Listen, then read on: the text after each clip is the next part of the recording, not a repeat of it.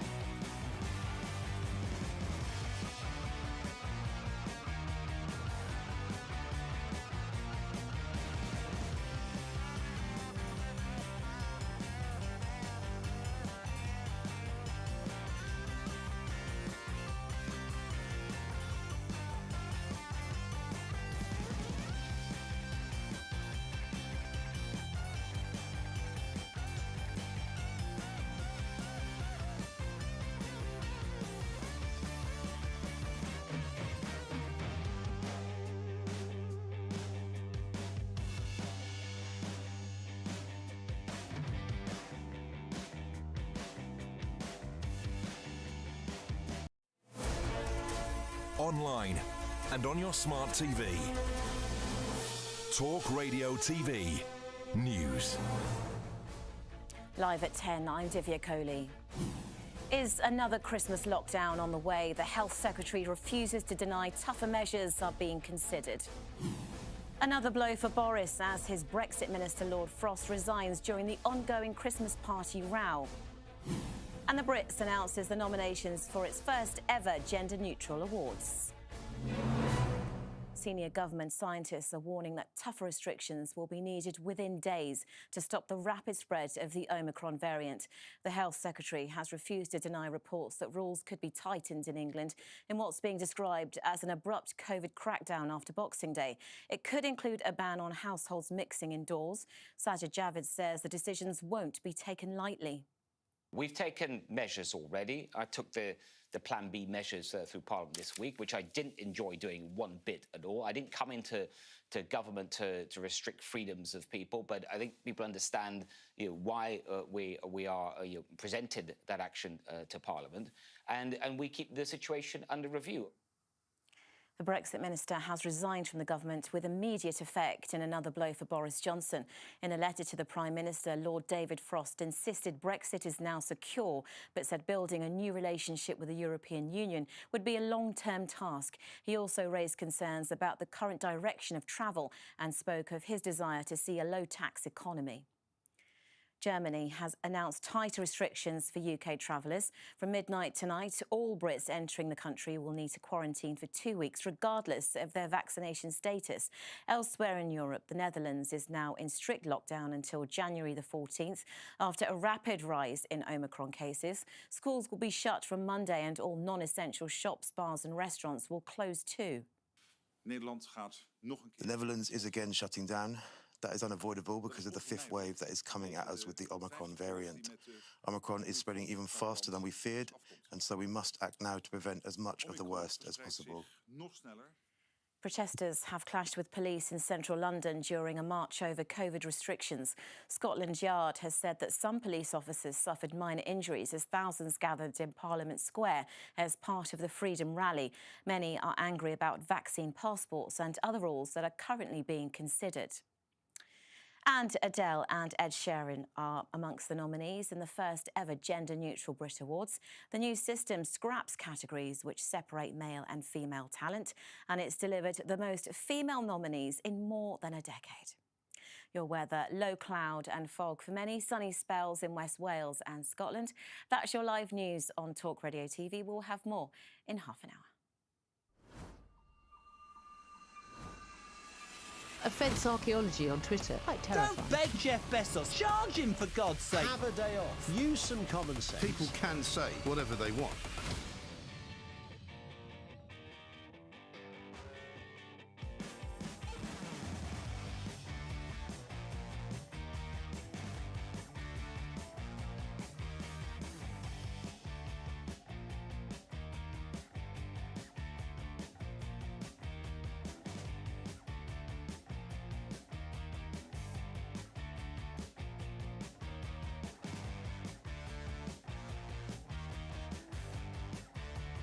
Mid-morning talk. Sunday Talk. Talk Radio. Take a chance with the Tice Man. Talk Radio. Richard Tice. Sunday morning devotion, there isn't a sermon. Talk Radio's Common Sense Weekend. Richard Tice. On Talk Radio. And a very good morning to you all this Sunday, the 19th of December. Welcome to Tice Talk here on Talk Radio. My goodness me, what a week it's been since I was last in this chair. It feels like a month of politics has been concertinaed into a week. And as I look outside from the 17th floor, literally I can hardly see more than about 100 yards. It's dark, it's murky, it's gloomy, and I suspect that's how people feel inside number 10 at the moment. There must be a sense of panic. We have got a full-on 3-hour show. We've got so much, I probably need 4 hours, 5 hours to talk about it. This week, we became in the United Kingdom a Papers, Please society. Boris Johnson lost one of his safest seats in North Shropshire. We'll be talking about that. The Brexit minister has resigned. Sadiq Khan has declared a major incident in London. Whoever knows what that is. The chair of Sage Modelling had an extraordinary Twitter debate with Fraser Nelson about the worst case scenarios. We're going to be looking at all of that with some amazing guests, starting first up with Trevor Kavanagh, the guru of political journalism from The Sun. Later on in the show, we'll be having a live tasting session, even though my scales have already given me bad news before Christmas. I want your input. It matters. It helps. My big question to you is, who should replace Lord Frost? Give me a call, 0344 499 1000. Who should replace Lord Frost? Text me, 87222 using the word talk, or tweet at Talk Radio. And of course, you can watch us live. Download the app or on Apple TV, Samsung, YouTube, all the different types of TVs. Don't go anywhere. Whatever you're doing, stay with us. We've got a massive show. You're listening to Tice Talk here on Talk Radio. Richard Tice. On Talk Radio. Well, as I say, it feels like a huge week has just passed. I mean, you couldn't make it up. Forget sort of just quietly sliding into Christmas. It feels to me that the wheels really have come off Boris's Christmas sleigh. It feels like the reindeer are beginning to abandon the sleigh, almost like a sort of sinking ship before it slides and sinks into the sort of snow-like sludge of Boris's number 10. An extraordinary series of events culminating last night with Lord Frost resigning. Initially it was going to be at the end of the year, and then suddenly it was brought forward literally with immediate effect. And a very nice exchange of letters, but something really, really deep is going on underneath. And the interesting thing about his resignation, of course, was that it wasn't so much over the state of his main job, the Brexit negotiations, but his concerns about the political direction of travel of the government. High tax, high spending, high regulation, nanny state, COVID restrictions. Extraordinary, absolutely extraordinary. And if we just go back, I'm just thinking, for my Sunday sermon, I thought we'd just go back a week, because if you remember, Boris gave a press conference, a sort of a speech last Sunday evening after my Tice Talk show last week, when essentially he terrified the nation. And he gave completely the wrong type of speech, because my Sunday sermon today is about leadership, and leadership is about creating confidence, not panic. It's about motivating, not terrifying. It's about infusing, not scaremongering. And yet the Prime Minister is guilty of all three. Imagine if he had given this type of speech last Sunday evening. If it said that the good news, folks, is that we've always been expecting a new variant to appear. We didn't know exactly when, but we expected it at some time over the winter period, and Omicron is that new variant. But we're well placed to deal with it. We've got genome sequencing, and the evidence is that this new variant is milder. We're looking incredibly closely at the data coming out of South Africa, but it looks as though it's milder, which is often the trend of viruses. They don't want to kill everybody because then they essentially kill themselves. So they want to be more transmissible. And yes, it looks like this new variant is more transmissible, but if it's milder, then actually there is an upside to this, which is that more people will gain natural immunity after a difficult couple of days, feeling a bit rough, feeling either like a normal flu or a really bad dose of flu, but many more people will get natural immunity. And therefore, we're building on the antibodies that we've already hugely built up. Over 90% of people have natural antibodies or manufactured antibodies. So that should give us confidence as a nation. So we don't need to panic about this new variant. We expected it. And the other good news I can tell you all is that thanks to our brilliant scientists, we've got a raft of new treatments that we're starting to roll out in hospitals and indeed that can be available at home. Treatments like Ronapreve, like Remdesivir, like Molnupiravir, like Paxlovid, and others in trial with our great scientists like Favipiravir, like Ivermectin. So we should have confidence that yes, the vaccines are our first line of defence, but if the virus gets through that, then the treatments give us confidence that the symptoms will be less and they can be reduced, and therefore the period of suffering from COVID can be shorter. The booster programme is going well, but we want even more of it. So please get yourself boosted to give you that extra level of defence. And I can say to the nation that we've done really well learning to live with the virus since we unlocked back in the summer. And that's a good thing. We've become, I think, much more confident about that we have to live with this virus. And what I want people to do is we need to bring people together. We need to reduce the division, reduce the angst and the anxiety and the worry. And the way as a nation to do that is, I say to you, we don't need vaccine passports. Actually, others have tried them and there's no evidence that they work. We don't need masks for the same reason. And there's lots of other good news out there. And I absolutely commit to you as a nation that we don't need to shut our schools either now or in the new year. We will keep our schools open because the education of our children, of our young people, is the most important foundation block that we can continue to build for our country.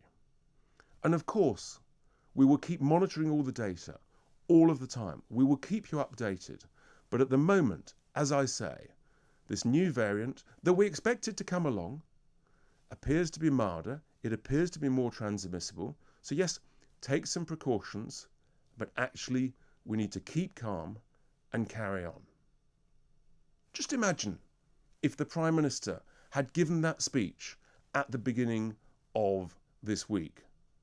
Just think about that. In my view, that's leadership. That's building confidence. That's bringing people together.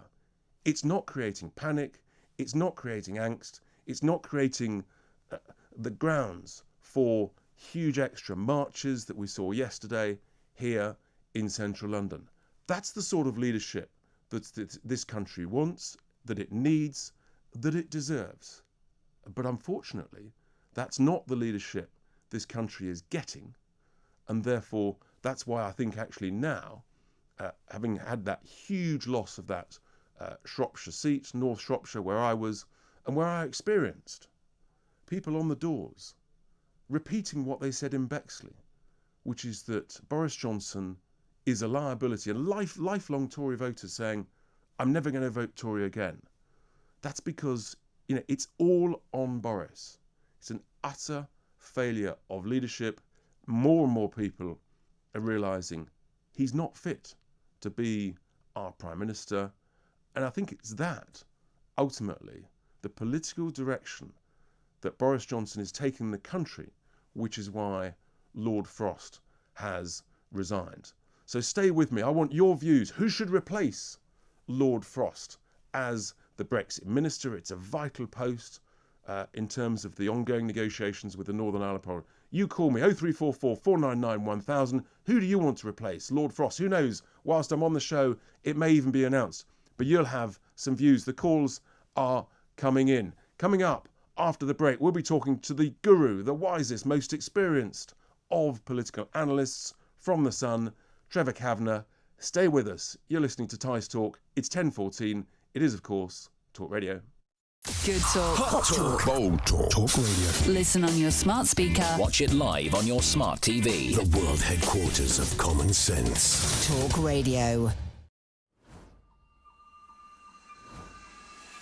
Offence archaeology on Twitter. Quite terrifying. Don't beg Jeff Bezos. Charge him, for God's sake. Have a day off. Use some common sense. People can say whatever they want.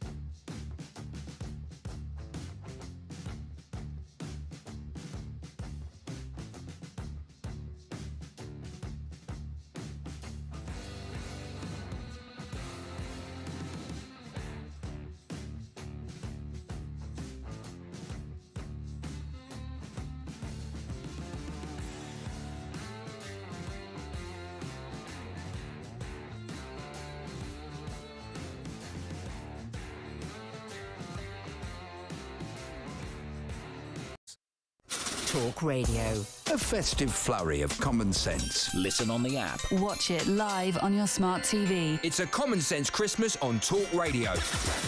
Talk Radio. Welcome back to Tice Talk here on Talk Radio. Well, the tweets are coming in and they are great and they're varied. Thank you very much. Some are pro and some are not. Here we go. Richard, excellent speech. Agree entirely.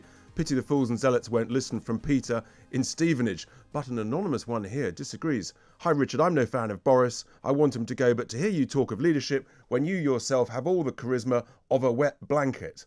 There we are. Who knows? Another one here. Nigel Farage should replace Lord Frost, though, of course, it will never happen. Keep them coming. Keep your views.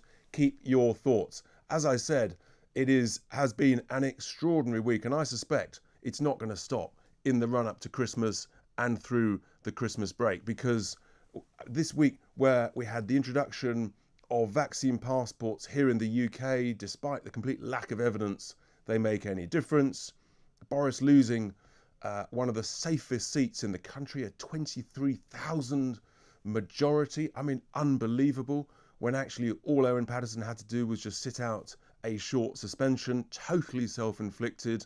I was on the doors. And then the week finishing with this resignation, which may be the precursor to who knows what. Well, there's no one better to discuss this, who's got the experience of sort of seeing all these machinations, the Westminster skullduggery, what's going on. No one better than the political columnist, experienced guru of Westminster, the Sun columnist, Trevor Kavanagh. Trevor, a very good morning to you. Thanks for being with us here on Tice Talk. Well, where do we start? Where do we begin? Trevor, let's leave Lord Frost's resignation to a little bit later. What was your take on Shropshire, North Shropshire, the result there, and the implications for Boris before Lord Frost resigned? Well, I think that the North Shropshire by-election was probably the biggest thing, apart from Lord Frost, which we'll come back to. Because, as someone said to me who knows this sort of landscape extremely well and knows Boris himself very well, he said that in by-elections, voters know exactly what they're doing. They're not voting on policy, they're voting on the government and the leader of that government. And in this particular case, they'd lost trust in that leader. How you define that trust, whether you see it as badly as nakedly as lying to the public, or whether you're simply breaking promises, that's the key issue, and that's the reason they lost North Shropshire. And of course, the way that North Shropshire became vacant is one of the biggest tinder boxes of the lot. I mean, the way that Owen Paterson, I beg your pardon, was able to walk away and abandon his seat after so many years in a fit of petulance over the way that he was disciplined, in my view, quite rightly, over certain things that he did in relation to his business affairs. That was, I think, a slap in the face to the voters of North Shropshire. And I think they retaliated against that and against Boris for supporting him and leading them into this situation in the first place.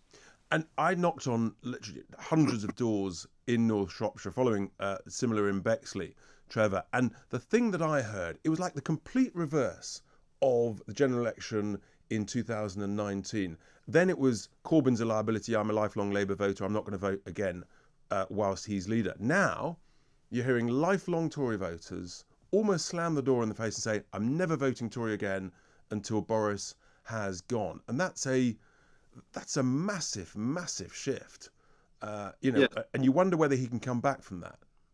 Well, and not just in North Shropshire. I've heard this in various places here where I live and out in the countryside and so on. People are saying exactly the same thing. I will never vote for the Tories as long as Boris is Prime Minister. So it's a very, very difficult position to find himself in. And I think that this is now part of a trend across the country. So I don't know quite how he's going to fight his way back. He's got Christmas to get through. And wherever he looks, there are quagmires and landmines and roadside bombs waiting for him, and many of them planted by himself. The decision that's going to be made in the next day or two about Plan B plus for COVID, I think is going to be perhaps the most explosive of them all.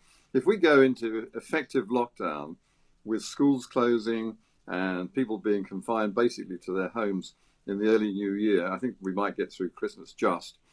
I think that that's just not going to be acceptable, and I think he's going to find that people will rebel against that. I think that's right. I think in particular, shutting schools, but certainly, it felt to me, just even in the last few days after the vaccine passport saga, the mood darkened, the anger grew, and there were some other big issues that have really started to appear. One of them actually in a big rural seat. I mean, the footprint of North Shropshire constituency, Trevor, was vast, and the inability, for example, to get an ambulance when you need one. I met a constituent who lay on the floor, having had a fall in his own home, for 13 hours before an ambulance arrived. That just is a tragic sort of symptom of the state of the NHS and things.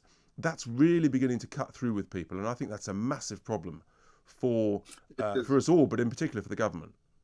It is, and I think that while this was already incumbent in the National Health Service, the bureaucracy, the epitome of the blob, in fact, I think that a government that came in 2 years ago, knowing all of this, because it was warned by the likes of Dominic Cummings, should have put into place some sort of reform so that, and indeed, especially after the first months of the pandemic, some sort of reforms which made the NHS more responsive to the need of the nation.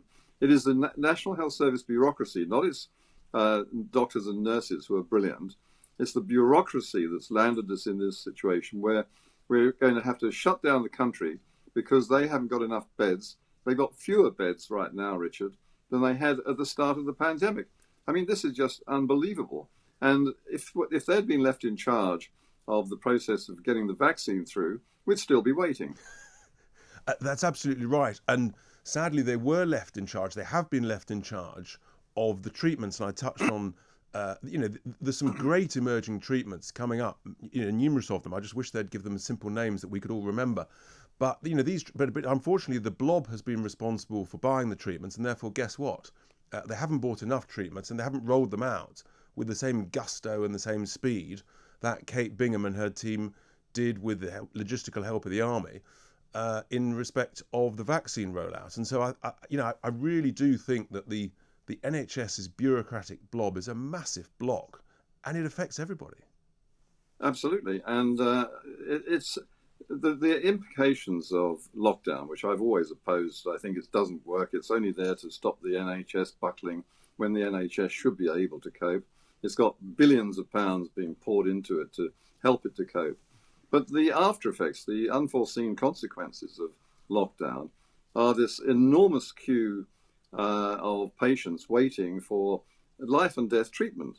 People will die in larger numbers, almost certainly, as a result of the lockdown rather than the pandemic.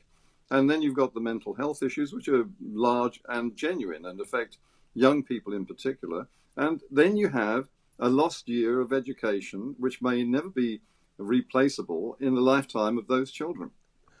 That's right. I mean, the impact on children, I'm going to be talking about that later in the hour because it's really, really significant. Trevor, the other message that I heard loud and clear on the doors, that again I think is totally self-inflicted by this government and Boris Johnson, is with regard to net zero. And I mean, some of the expletives about the green stuff that were thrown at me can't be repeated on any radio show, let alone at this time of the day. And actually, people really liked my slogan, Save Our Boiler, because it does what it says on the tin. And the other thing that struck me, Trevor, people are actually very patriotic. People want to use British gas. People seem very keen and very happy to use shale gas. They don't want to buy Putin's gas. And people don't want to buy Macron's electricity. And that patriotism, I think, is being completely missed by Boris Johnson with his net zero agenda. I think this is absolutely true, and it's amazing what sort of response I get when I write about this subject, saying, thank God someone has at last.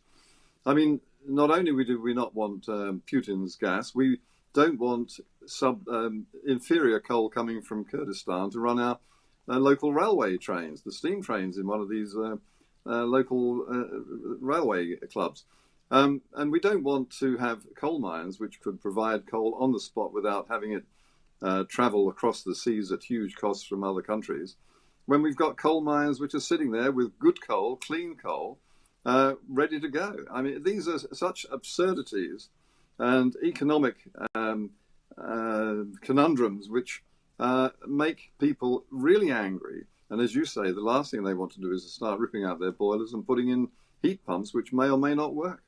So let's come on to talk about Lord Frost. And in a sense, I've asked the question of listeners who should replace him. Lots of tweets coming in from Ian Duncan Smith to David Davis to Nigel Farage to myself. I mean, all sorts. But it's clearly a very, very significant appointment, isn't it? I think actually that David Frost is, to all intents and purposes, irreplaceable. There is no one with his depth and range and experience of the European Union in all its forms, which date back indeed to the days when he worked in Brussels at the same time that Boris was causing mayhem in the Daily Telegraph with his columns about the European Union.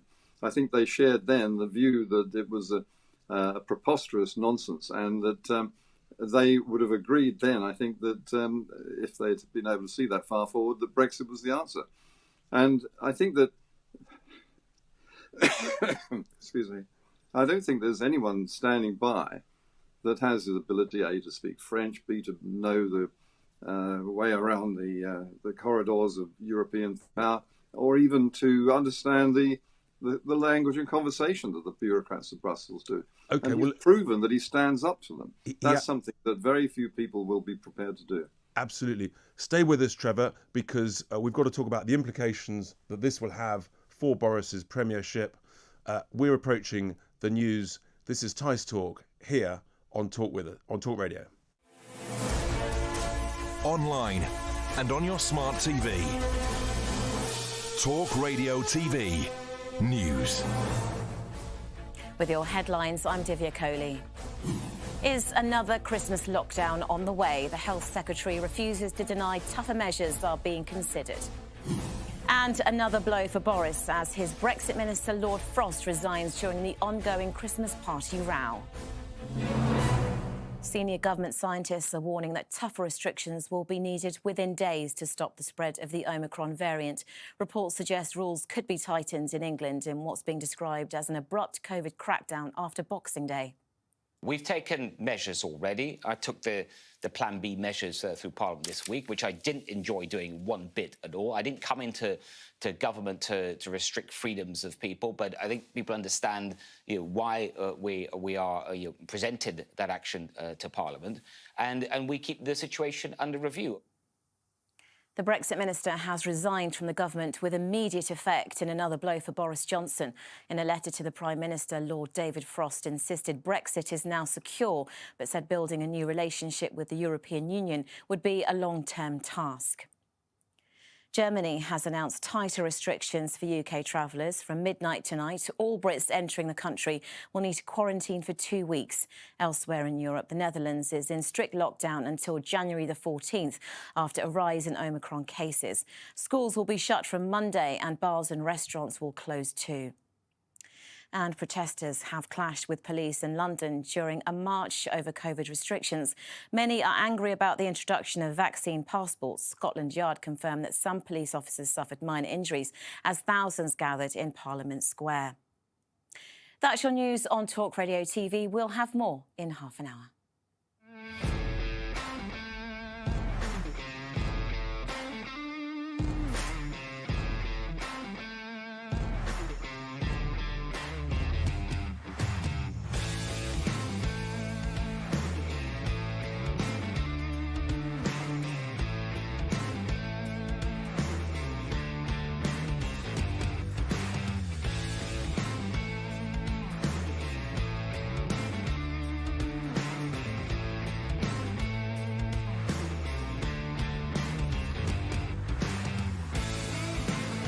Richard Tice on Talk Radio. World headquarters of common sense. Talk Radio. Listen on DAB+.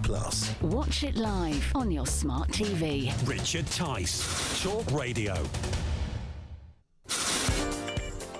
Welcome back to Tice Talk here on Talk Radio. We've been talking with Trevor Kavanagh from The Sun about the political implications of another extraordinary week in politics. And later in the hour, we're going to be talking to Liz Cole, the co-founder of Us For Them, about the impact of potential more restrictions on schools and on our children. But Trevor's still with us, and we're looking at, Trevor, the implications for Boris Johnson on his premiership of this resignation.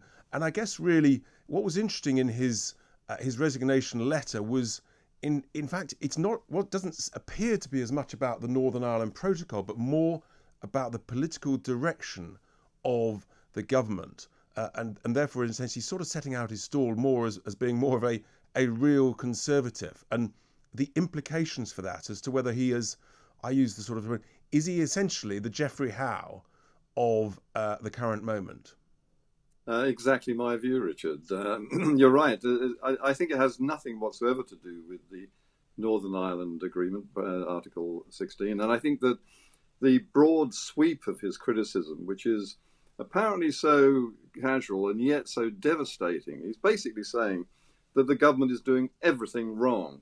It is breaking its promises, as I said earlier, on issues like tax raising when it's promised to cut them. These green issues are very costly, and the general thrust of the government's policies on a range of other issues is unconservative. And that will cause resonance right through the Conservative Party, but particularly among those people who are hard Brexiteers and just general Brexiteers, people who voted for Brexit and are not really feeling that they're seeing it delivered in the way they wanted. The drift, as he points out, is towards a European socialist-style process of policy in which we're spending huge sums of money and raising enormous taxes in order to pay for them. So this appointment of his replacement is critical because if he doesn't get it right, that must increase the risk of letters from disgruntled Tory MPs going into Sir Graham Brady, chairman of the 1922 committee. And so it's absolutely vital. He'll obviously take his time about that. But how long do you think that essentially Boris has got before, in a sense, to turn this round? How long will MPs from his party give him? In any normal circumstances, and you cited the example of Geoffrey Howe back in 1990, it would be days or weeks at the most. The letters are there, I think, already waiting to be handed in. When that happens, and some people are simply holding on to them so that they can time it correctly with the maximum effect. I don't know exactly when, but I doubt if it's going to be quite as long as May next year as people were forecasting after Richmond. I mean, what you've seen with David Frost's resignation is a totally devastating bomb. It's a bomb that's gone under Boris's feet. It's almost impossible to see what he can do to resolve that situation. I sort of wonder, Trevor, whether, in a sense, Lord Frost is trying to encourage someone like Liz Truss to be the sort of the stalwart, the flag bearer, the modern day sort of mini Thatcher, for whom true Conservatives can really sort of row in behind. And it's almost like he's trying to encourage those letters to go in to really shake up the Tory party and change the direction of the government. Yes, you don't really need to encourage Liz Truss. I think she's already out there, up and running. Rishi Sunak, a little less, a bit more discreet, but there's no doubt that he too is manoeuvring, and so are various others. I think actually we're going to see half a dozen at least put their hats in the ring, even if it's only to get preferment subsequently once the dust is settled. But I mean, even Matt Hancock is suggesting that he might try and use his video as a way of capturing attention. Trevor, anyway, that is too much, Trevor, surely. Well, it should be, shouldn't it? But who knows with Matt Hancock? Who knows? Trevor, what a way to finish. Thank you so much indeed for those thoughts, those reflections, that experience about the state of play in Number 10, in Westminster, the machinations, the thought process, and indeed the sort of the encouragement that Lord Frost's resignation will give to others. Trevor Kavanagh from The Sun. We've got lots of tweets coming in and we've got some calls coming in. One tweet here says, "Morning, Richard. Great show. Plan B was always Plan A." Interesting thought there. I'm not so sure. What I'm really concerned about now is what's happening with Plan C. We've got a caller coming in, Callum, I think, from Essex. Callum, good morning. Have we got Callum there? No, we haven't got Callum. We've got Simon. Simon, morning from Basingstoke. Good morning, Richard. I'm in absolute despair about what's happening with the so-called Conservative Party. I think that you can make a good case for demanding they change their name, because they're not actually a Conservative Party at all. They've got a 79, or I had an 80-seat majority. They now have a 79-seat majority, and they've done nothing. Well, as you know, Simon, I renamed them the Con-Socialists because of the change of direction of the party. Well, they are. And to be honest, there is no country on this planet that is better placed at the moment. You've got Rolls-Royce that has developed small modular nuclear reactors that we can deploy over a 15-year period to produce our electricity and become energy independent. In the meantime, we could do fracking. We've got our space plane design that's been waiting to be deployed for about 15 years, that the government has dribbled money into the project, which could mean we would make SpaceX look like a clipper ship, and we could enforce our border controls and, have a secure country. We could lower taxes. We could reduce regulation by huge amounts. Look what impact that had in America under the Trump administration. That was one of the most successful and effective things they did to improve their economy. So, Simon, why do you think that, I agree with so much of what you've just said, why do you think that the Cabinet have allowed Boris Johnson to take the Conservative Party into such a different direction that has caused such upset? Because largely they agree with him. They're not conservatives. They haven't been conservative since David Cameron took power. David Cameron and George Osborne admired Tony Blair. I cannot think of a prime minister in our lifetimes, at least in my lifetime, that did more damage to this country. And do you think that essentially when creating that cabinet, that Boris actually deliberately filled it with people that supported him, as opposed to perhaps more sort of true conservative believers with more experience, the likes of, for example, Duncan Smith, the likes of David Davis, who've been round the block a few times and would have held him to account, but would have also led to better management of the various government departments?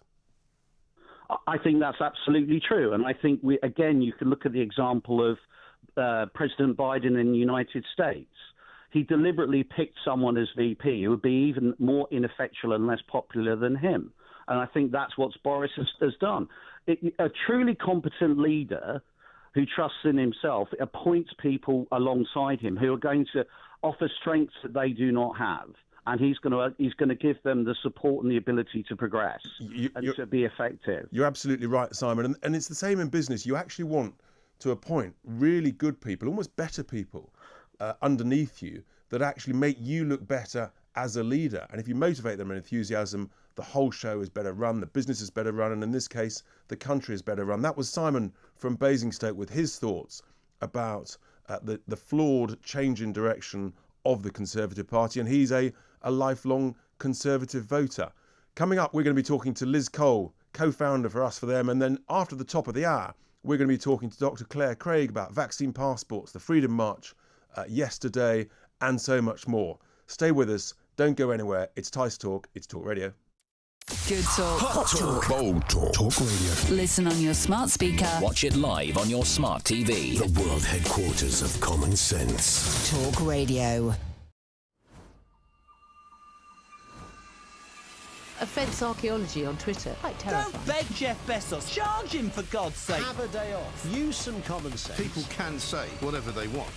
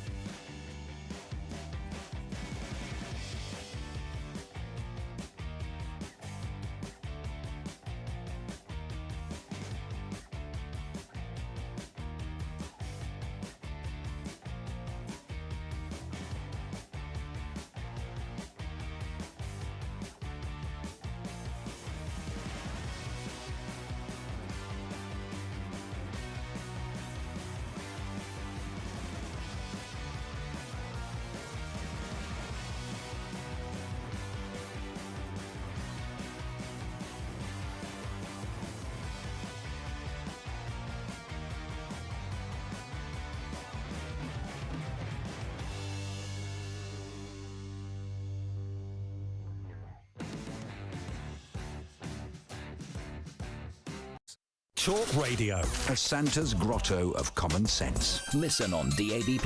Watch it live on your smart TV. It's a Common Sense Christmas on Talk Radio. Talk Radio. Welcome back to Tice Talk. And during the break, it's unbelievable, but outside, London has literally disappeared into a murky gloom. Maybe that is Sadiq Khan's major incident here in London, that the place has just disappeared in a smog of gloom, a bit like in Number 10. We had a great conversation there with Simon from Basingstoke about the sort of distractions in the Tory party. But now we're going to look forwards, because there's talk of Cobra meetings, there's talk of Plan C, D and heaven knows what restrictions being introduced any moment. And of course, millions of parents up and down the country are rightly most anxious, most concerned, most worried about the impact for schools. Are they going to reopen in the new year? In which case, will it be in person or will it be online? Well, I'm delighted now to be joined by Liz Cole, the fantastic, brilliant co-founder of Us For Them, who've done so much to try and hold the government to account on behalf of parents. Liz, a very good morning to you. Well, I know you and your colleagues have been incredibly busy, but this is a worrying time, and I don't know which way it's going to go. It just sort of fills me with dread, the idea that schools might shut again. How much confidence have you got that the new Education Secretary, Nadeem Zahawi, has got a bit more courage, a bit more oomph, a bit more get up and go than the previous wet drip Gavin Williamson? Well, actually, I don't have much confidence in Nadeem Zahawi, because he seems to have forgotten that his new brief is Education Secretary, and his main focus continues to be the vaccination programme. So as far as I can see, the Education Secretary role is pretty much missing in action. Nadeem Zahawi still seems to think that he's in his previous role.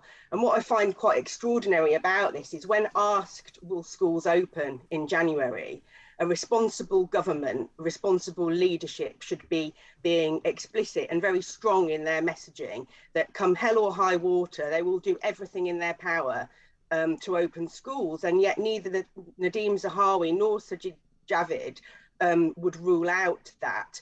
And what is that telling our children, the children of this country? What it's telling them is that it doesn't matter. And if we think that children don't actually listen to this messaging, I think that's a huge mistake, because what they're seeing is this huge investment going against the booster programme, and actually no similar efforts or interest or even any discussion of their education. It's quite extraordinary to me that we're in this situation. And Liz, is there a risk that Nadeem Zahawi, who you quite rightly pointed out, of course, was the vaccine minister, that they might use a form of mild coercion, saying, well, if more school children aged between 12 and 15 get vaccinated, then that will be a greater guarantee that the schools can essentially reopen and stay open. Is that a concern of yours, about mild coercion like that?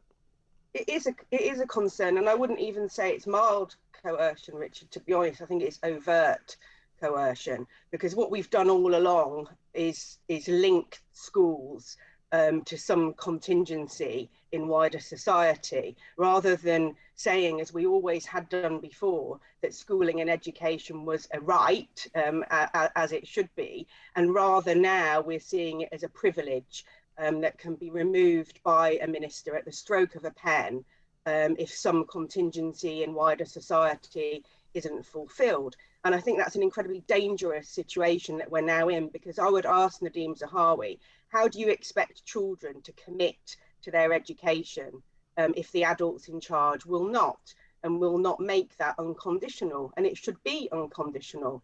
So I think we're in a very dangerous place for children here. Indeed, we're seeing the collateral damage of shutting schools.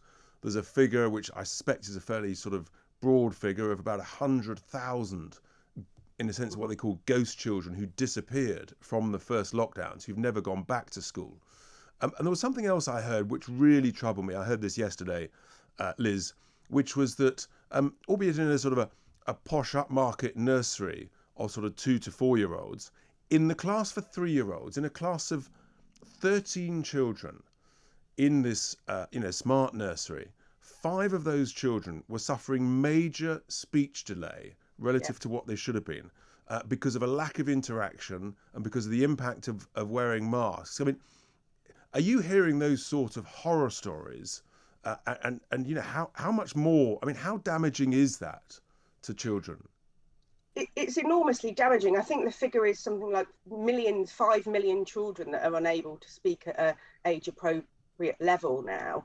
And we have what we have here. It's not just a failure of schooling; it's a failure of public health, actually, whereby children's health and well-being, as well as their education, has been subjugated all along to adult interests. And I don't think we even know the consequences, the full consequences of what we've done here. So we have the speech delays and language issues, as we've said, as you've just said, mental health issues, physical health impact with rising obesity.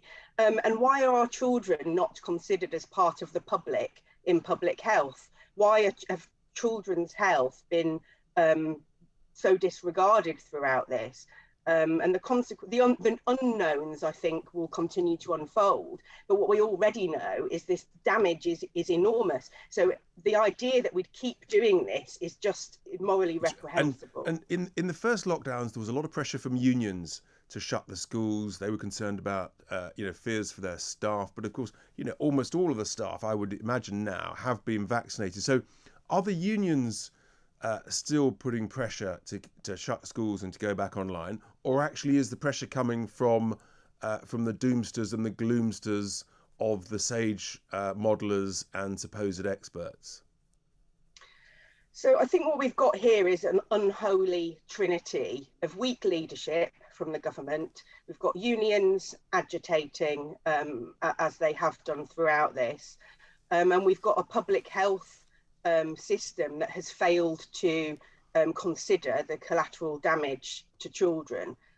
So actually, I think many stakeholders have a responsibility, and yet they continue to dig in. And I think the mistake here that the government has made is thinking somehow that children is not a political issue. But as we know, as parents, actually our children's future is the priority as a parent, and that will be my single issue when I come to the ballot box, will be how have my children been treated and how will they be treated moving forward. And I think many parents feel the same. No question, Liz, millions of parents will feel exactly the same as you about that, because actually the future of our children, our young people, is the bedrock. It's the future building block and the foundation stone of how this country moves forward. Liz Cole from Us for Them, thank you so much for those thoughts. An anxious Christmas awaits so many parents. We've got Callum from Essex on the line with some thoughts. Callum, a very good morning. What are your thoughts? Morning, Richard. Thanks for taking my call. Well, I guess firstly, I guess I should just start off by saying that up until when Boris did his last press conference, I believe it was a week ago on Thursday, I'd been a member of the Conservative Party for coming up to 4 years, had voted for them firstly in the European elections, which we shouldn't actually have had to do anyway under Theresa May in 2018, and both in the general election in 2019 and the local elections but like I said, after that teleconference and the Conservative Party losing any definition of the word conservative from their name and just wanting to have an open dialogue about mandatory vaccinations and introducing vaccine passports, that was the last straw for me. So I won't be voting Conservative again at the next election, like many people, I think, in the country. And that's sort of where it's all stemmed from, really. Well, you're seeing it in the shift in the polls. What was interesting in the North Shropshire by-election was how Labour essentially, despite coming second in all previous elections there, they conceded the ground to the Lib Dems. And I guess there may be many people, Callum, like you, who are wondering where to go, and there's a range of options.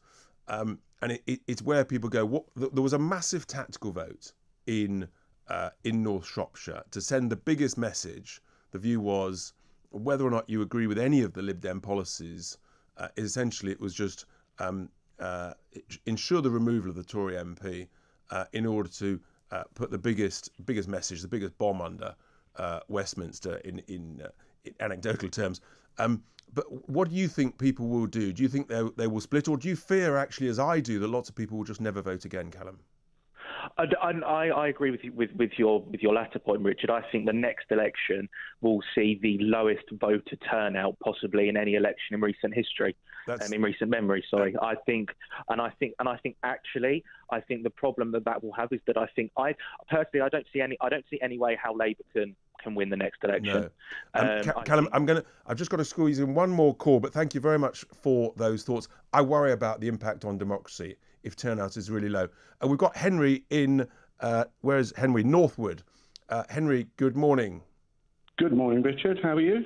Fine. What would you like to say quickly before the top of the hour? Richard. I'm actually a big fan of yours and latterly of Reform UK as well. So thank you. Just a little bit of background. I'm 68 years old. I've always been a sort of natural Tory, pro-liberty. I'm triple jabbed, but I'm anti-vaccine passports and I'm anti-lockdown. So that's kind of background, all right? Got it. And I will not vote Tory again until Boris is gone. That's the point, though, until he's gone. So who would you like to replace him? I'm going to hold back on that one at the moment because I don't know enough about their particular policies. I mean, I just see Boris as a busted flush, and he's not a leader. I just believe that he's managed to somehow got himself to become a hostage of the scientists and the sage people whom he's hiding behind to protect himself against the inevitable public inquiry that's going to come. Well, I had many years in management in software, and I was told a long time ago it's okay to delegate, but it's not okay to abdicate. Exactly. You're so right, Henry. I think that's what Boris has done. He's cowardly abdicated the big decisions to some of the scientific experts. Thank you for those thoughts, Henry. We're going to have to move towards the top of the hour, towards the news. Stay with us. Coming up after that, Dr. Claire Craig. Here, you're listening to Tice Talk. It is Talk Radio. Good talk. Hot talk. Bold talk. Talk Radio. Listen on your smart speaker. Watch it live on your smart TV. The world headquarters of common sense. Talk Radio. Offence archaeology on Twitter. Quite terrifying. Don't beg Jeff Bezos. Charge him, for God's sake. Have a day off. Use some common sense. People can say whatever they want.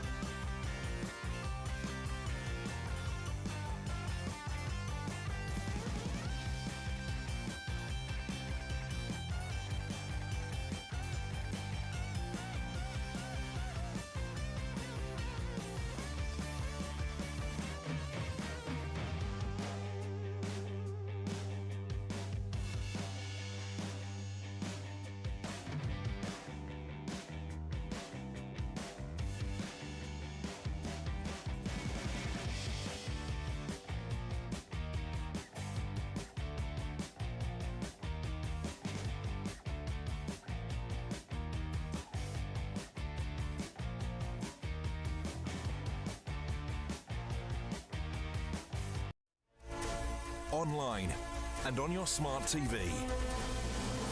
Talk Radio TV News. Live at 11, I'm Divya Kohli. Is another Christmas lockdown on the way? The Health Secretary refuses to deny tougher measures are being considered. Another blow for Boris. Lord Frost resigns as Brexit Minister during the ongoing Christmas party row. And Rose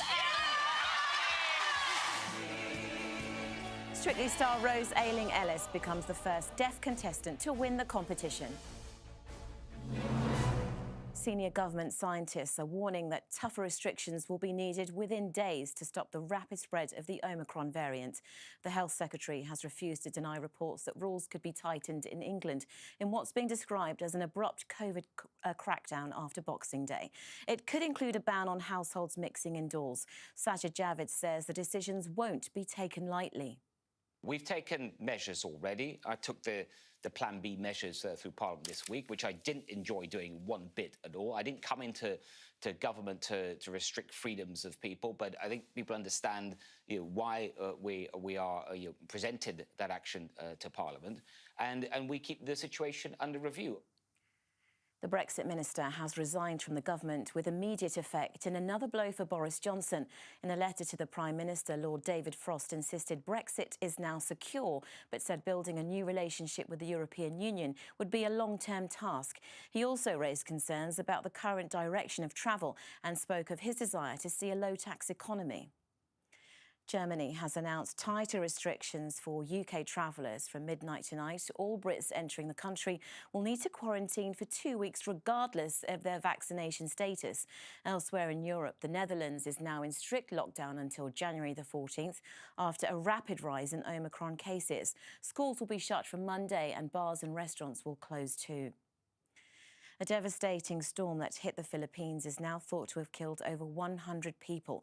Super Typhoon Rai is the strongest storm to hit the region this year, destroying homes with winds of more than 120 miles per hour. Rescue efforts are now underway as 3 million people are left without electricity.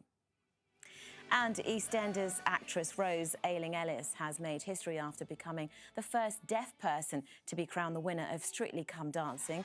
Rose and her partner Giovanni Panice beat former Great British Bake Off winner John Waite to win the coveted Glitterball trophy. I just want to say you are so amazing. You push me to believe in myself more than I believe in myself. You are an incredible teacher, but not just that, but you are a wonderful friend. Your weather, low cloud and fog for many, sunny spells in West Wales and Scotland. That's your live news on Talk Radio TV. More in half an hour. Offence archaeology on Twitter. Quite terrifying. Don't beg Jeff Bezos. Charge him, for God's sake. Have a day off. Use some common sense. People can say whatever they want.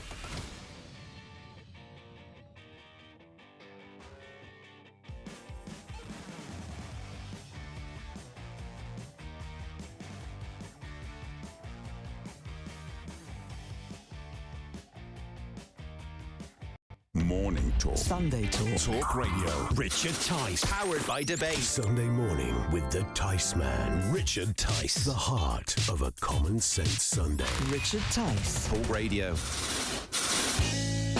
Welcome back to Tice Talk here on Talk Radio. Some breaking news and good news is that London has re-emerged. The gloom is lifting. I can just see across the Thames. That's some encouragement.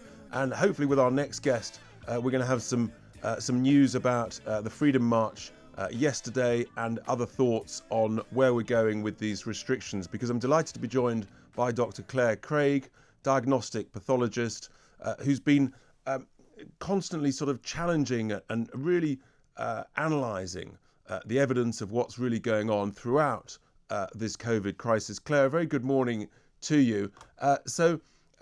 What a time we're in. We've now got vaccine passports. We've now got Plan B restrictions, and who knows what's going to happen in terms of Plan C or beyond. I think you were on the march yesterday. What was the mood on the march, and how concerned do you feel people are about the future weeks ahead? Good morning, Richard. Thanks very much for having me on.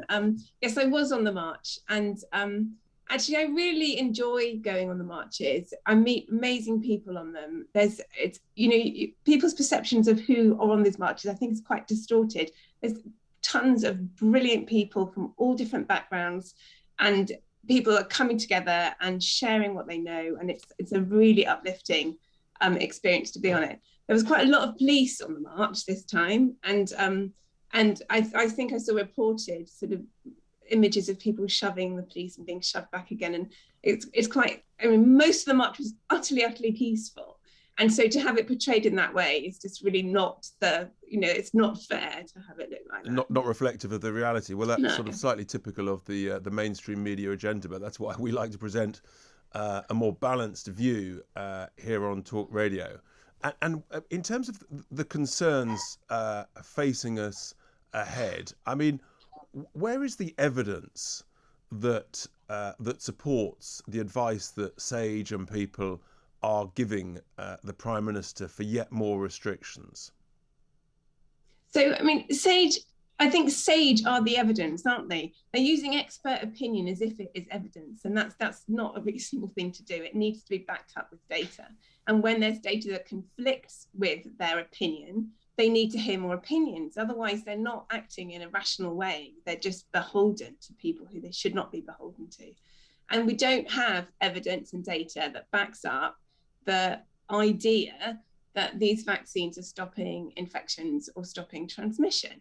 So that was what they were sold as at the outset. The idea was we were going to vaccinate our way to herd immunity, if you remember. People don't talk about that much anymore. I do. I mean, I remember we were originally told it was 15 million jabs to freedom, and here we are 125 million jabs later. And so, yes, they reduce hospitalisation and deaths, but they're not getting us out of the crisis. And we're faced with more restrictions. And and actually, you could predict that would have happened, because the way a respiratory infection takes hold is you inhale the virus, and then the virus enters the cells in your respiratory tract. And you have parts of your immune system that stop the virus getting into the cells, and a particular type of antibody called an IgA antibody that lines the surface of the respiratory tract. And then once it's in the cells and replicated and spread out of the cell, it can enter your bloodstream. And what the vaccines do is give you antibodies in the bloodstream that can, so that's the point of the process which it can intervene at. And so there's lots of money being spent and time being spent researching COVID vaccines that can be inhaled through the nose. Because that kind of a vaccine gives you that protection in the lung that could stop an infection and can reduce transmission. And just on that, you put out a tweet, I think it was yesterday, that there was an existing inhaler, budesonide, that I think has been used to a certain extent, but it appears the NHS is actually withdrawing that advice. Can you just help us a little bit on what's going on there?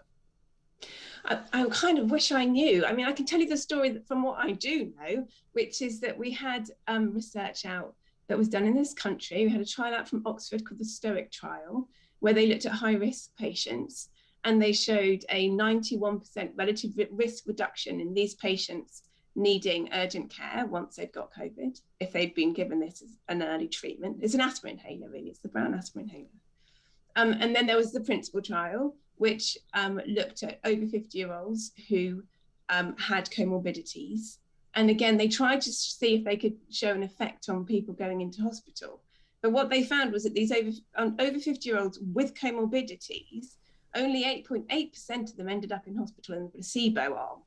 So, it's not what people think. More than 90% of these vulnerable people caught COVID and did not go to hospital.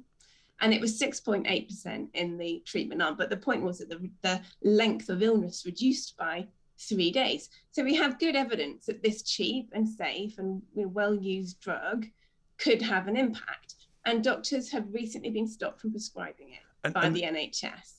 And this is the thing, isn't it? Because actually, what we need is, and I keep talking about this, it feels to me that the way out of this COVID crisis is when people have got confidence that there's a sufficient range of different types of treatments, and that we all know the names of those treatments in the same way that we all know the names of the vaccines. I mean, the list I've got, sort of Ronapreve, Remdesivir, Molnupiravir, Paxlovid, and then there's others being looked at by Oxford Principal, like Favipiravir, ivermectin's been looked at. There's so much out there that's either been approved or about to be approved, and yet there's so little chat and discussion and confidence building in those treatments that in a sense if the virus gets through the vaccines and people get infected even though they've been double jabbed or boosted, then actually people need to have confidence in the treatments behind it.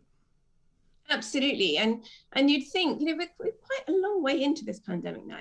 So you'd think we would have heard a lot more about early treatments and what was going on with the research evidence from it. So there was a year ago now, Pierre Corey in America presented the evidence on ivermectin at the Senate. And a year later, there's been attempts to discredit ivermectin. There's been all the attempts, all the sort of horse-paced, you're not a cow stuff coming out of the FDA, which was just ridiculous. That's not how we discredit medicines we don't think work. What we do is a clinical trial and we show it doesn't work. And then people believe you because you've shown it. That's so a right. year after that, where are these clinical trials? Why haven't they been done?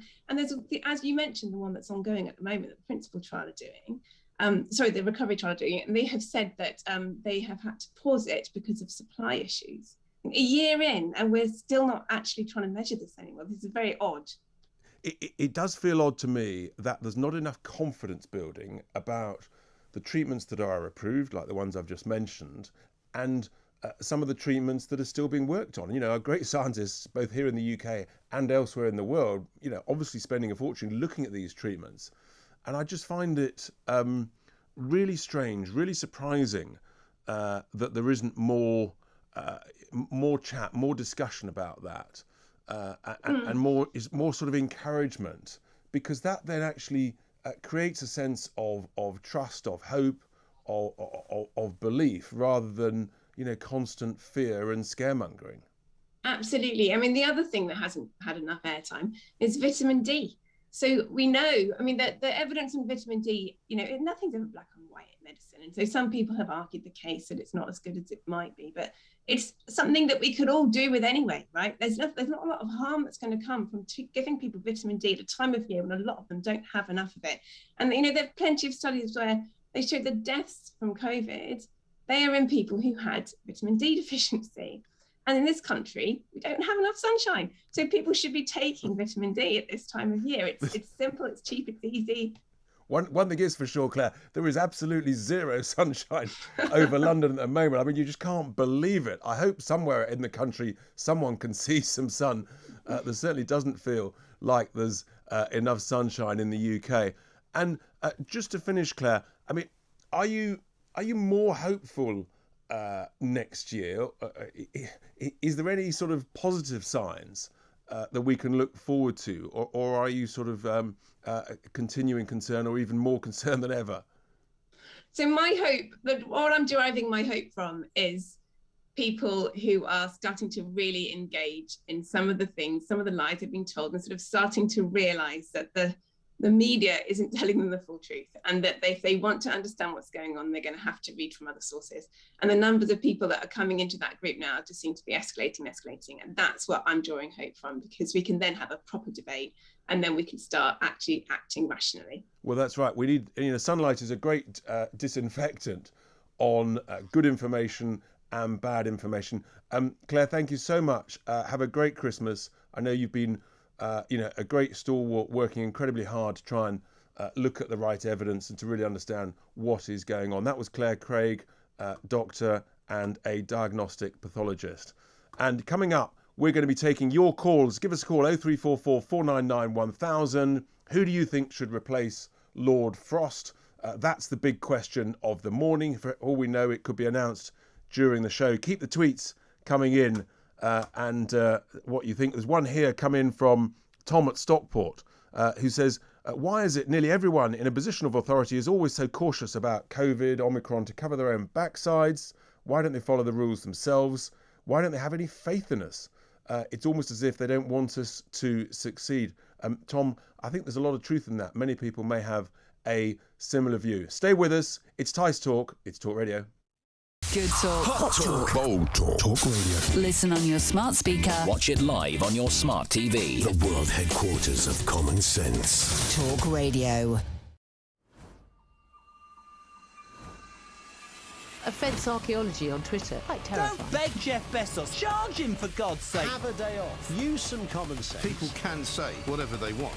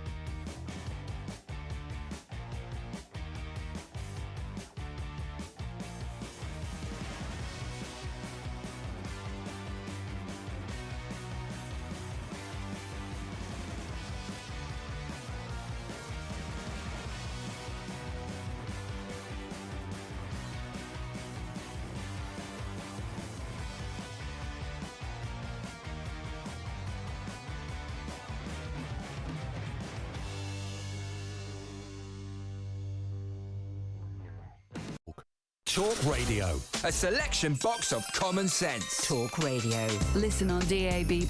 Watch it live on your smart TV. It's a common sense Christmas on Talk Radio. Talk Radio. Welcome back to Tice Talk here on Talk Radio. And we've got some great tweets coming in. We've got one here from SC Zombie, who says, it doesn't matter who replaces Lord Frost. Sadly, Brexit is dead in the water. I'm not sure I agree with that. He says the establishment never accepted it. We will rejoin the EU.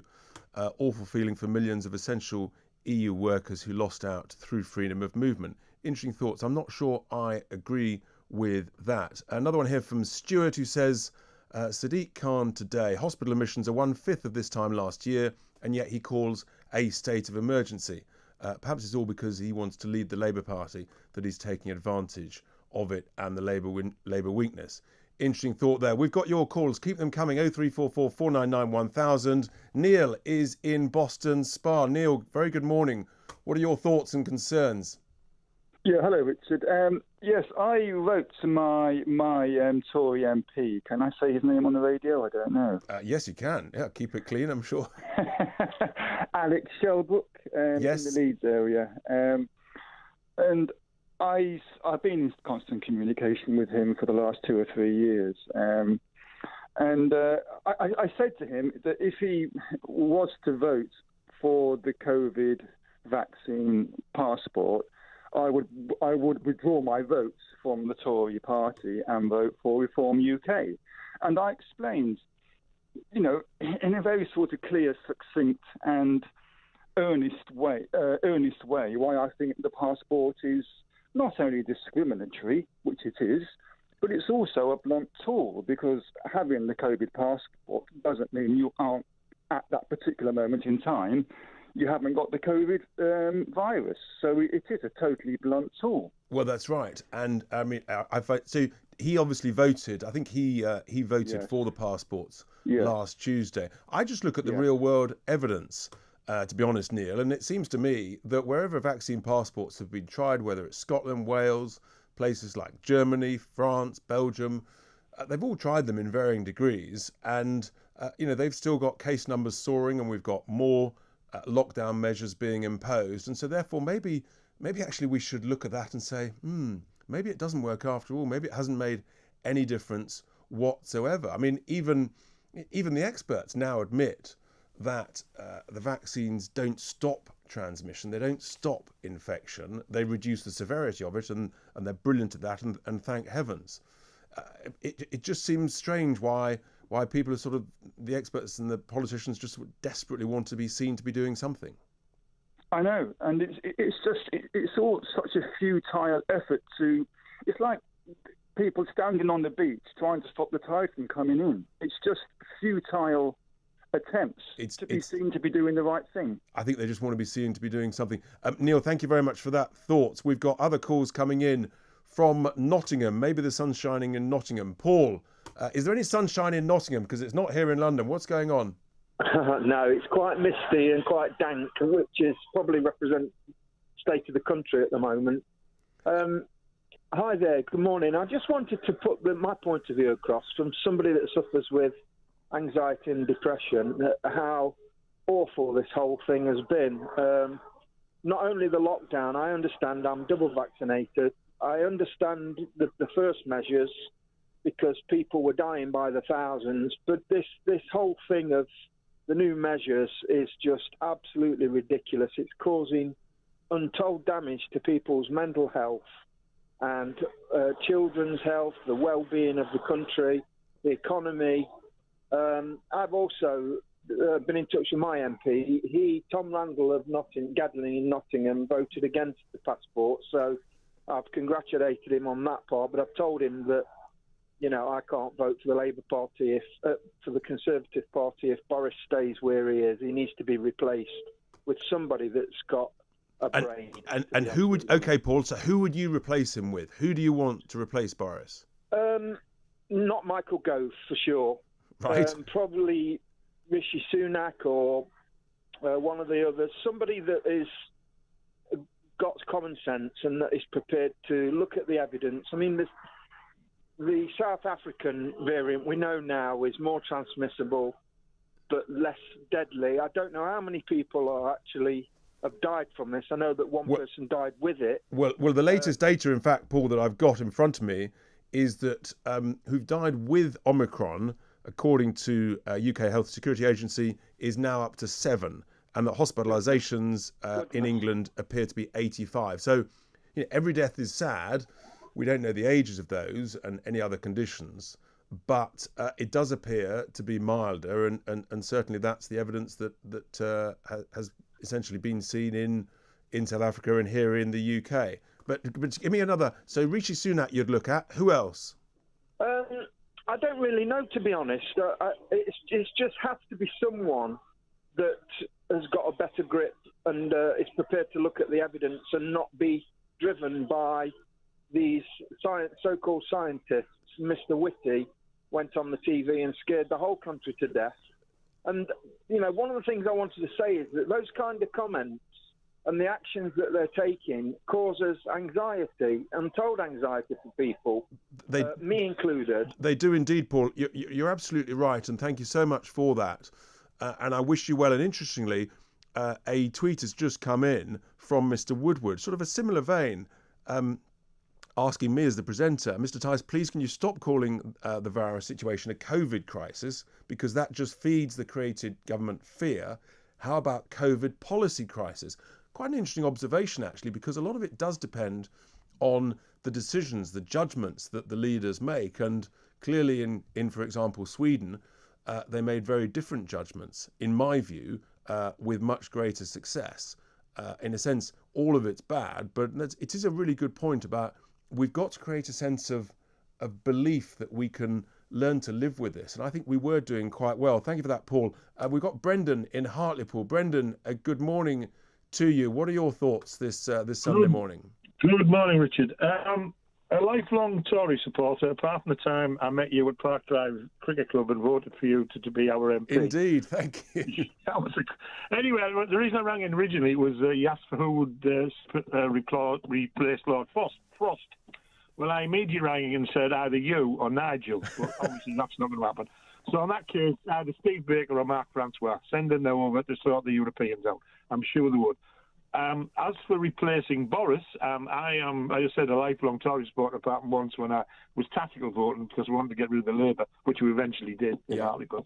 I would have the guy Ian, is it Brady, the 22 chairman? Yes, Sir Graham Brady. That's right. He's chairman of the 22. Or David Davies. Who I mean, it was a disaster for the Tories when Cameron beat him in the election way back in when. Because, like you said, Cameron and Osborne are Labour light. Yes, so, David Davies and Sir Graham Brady. Is it Graham Brady? Yes, it is. That's right, Graham Brady. And you mentioned about replacing Lord Frost. One suggestion overnight on Twitter would be John Redwood as a strong negotiator against the EU. Anybody who isn't part of the establishment who like the EU. Well, that's right. And John Redwood, actually, he's a very experienced businessman. He understands free markets. Yeah. He understands negotiations. Brendan, thank you very much for those thoughts. I hope all is well in Hartlepool, very dear to my heart. Great town, great community. And then we're going to head all the way southwest across the country to Dorset. Maggie, good morning. What's going on in Dorset? How are you feeling? Good morning, Richard. Well, I'm really enjoying your show. I always listen to Talk Radio, and my husband listens, but he's never heard you speak. And I said, you must listen to Richard Tice. And after you spoke about what you thought Boris Johnson should have said on that Sunday evening, my husband said you'd really lifted his spirits, that there was somebody like you out there, common sense, and speaking up and debating for us. Well, that's what we try to do. That's very kind. Thank you very much for those thoughts. That's the joy of debate in democracies. You've got to put things out there, but I do think it's right that we should try and instill some confidence and some self-belief. Yes. We're an amazing nation, but at the moment there's just so much unnecessary division and anxiety that could be reduced with better, more optimistic, more ambitious leadership. Well, you got my vote. You've got my vote. And I'd have you, if I had a wish, I'd have you for Prime Minister. Oh, bless you. That's very kind, Maggie. But at the moment, I've got a slight hiccup, which is I'm not an MP. But we're working on that. But Maggie, who would you like to replace Lord Frost as the Brexit Minister? See, I don't know, Richard, because I don't trust any of them. I'm someone who'll do what's right and they'll do what's asked of me. But with this government, once they've made a fool out of me and they've lost my trust. Yes. Then I just I feel like we've been made fools of, we've been dictated to, and I don't trust any of them. I really don't trust them, and I just think they've abused their position. So I don't know who would. So many feel like that, Maggie. But keep voting, keep believing in democracy. It's really important. Thank you, Maggie from Dorset, and best wishes to your husband as well. We've just got time to squeeze in Alan from Leicestershire in the middle of England. Alan. Hi, just quickly, what are your thoughts? Right, you've been asking about who should replace Boris. I don't believe it should be anyone from the current cabinet. It should be one of the backbenchers who voted against the government. Interesting. They're the only true Tories. The others are not Tories. So give me one or two names, Alan. Steve Baker, Graham Brady, David Davis. Even Ian Duncan Smith could make a comeback. I think. Yes, I mean the question is actually, can you really go backwards as opposed to going forwards? Graham Brady's coming up a number of times. Steve Baker, sort of from the right wing. I'm not sure that people want to look back. I think you've got to look forwards, don't you, Alan? Maybe not, but he could certainly be in the cabinet, a new cabinet, I think. Indeed. He should have a place there. I think that's, Alan, definitely. thank you for that. I think that's absolutely right. It's good to look forwards and perhaps to have some different, fresh faces. So thank you for that. We are coming up to the news. After the news, stay with me. We've got Jamie Jenkins, statistician, talking about the nonsense coming out of various Sage supposed experts. Stay with us. It's Tice Talk. It is Talk Radio. Online and on your smart TV. Talk Radio TV News. Here are your headlines. I'm Divya Kohli. Is another Christmas lockdown on the way? The Health Secretary refuses to rule out tougher measures. Another blow for Boris. Lord Frost resigns as Brexit Minister during the ongoing Christmas party row. And Rose Strictly star Rose Ayling-Ellis becomes the first deaf contestant to win the competition. Senior government scientists are warning that tougher restrictions will be needed within days to stop the rapid spread of the Omicron variant. The Health Secretary has refused to deny reports that rules could be tightened in England in what's being described as an abrupt COVID crackdown after Boxing Day. We've taken measures already. I took the Plan B measures through Parliament this week, which I didn't enjoy doing one bit at all. I didn't come into government to restrict freedoms of people, but I think people understand why we are presented that action to Parliament, and we keep the situation under review. The Brexit Minister has resigned from the government with immediate effect in another blow for Boris Johnson. In a letter to the Prime Minister, Lord David Frost insisted Brexit is now secure, but said building a new relationship with the European Union would be a long-term task. A devastating storm that hit the Philippines is now thought to have killed over 100 people. Super Typhoon Rai is the strongest storm to hit the region this year, destroying homes with winds of over 120 miles per hour. And EastEnders actress Rose Ayling-Ellis has made history after becoming the first deaf person to win Strictly Come Dancing. Rose and her partner Giovanni Pernice beat former Great British Bake Off winner John Waite to win the coveted Glitterball trophy. That's your news on Talk Radio TV. More in half an hour.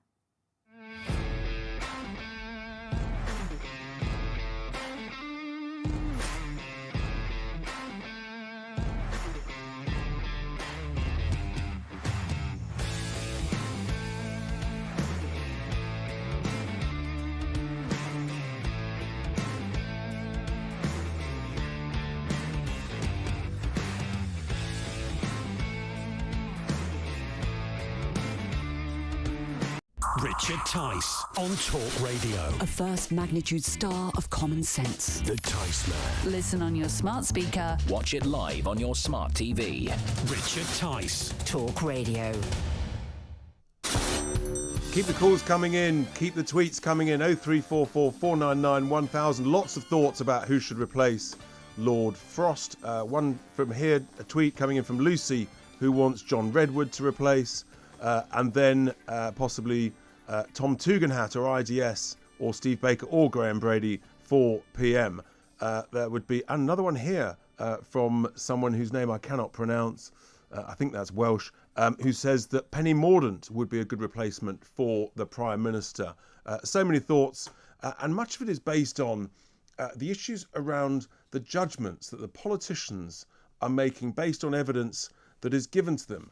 And what we're seeing, of course, is that some of this evidence, supposed sort of scientific analysis, modelling, has some really extraordinary assumptions behind them. I have a very simple expression when it comes to computer models, and that is garbage in equals garbage out. I first actually said it back on Question Time in November 2016. It resonated then with some of the expert garbage that came out about Brexit, and it's ever more true with some of the predictions. And just this week, we've had that well-known, extraordinarily brilliant modeller, Professor Neil Ferguson. I'm, of course, being a bit cynical.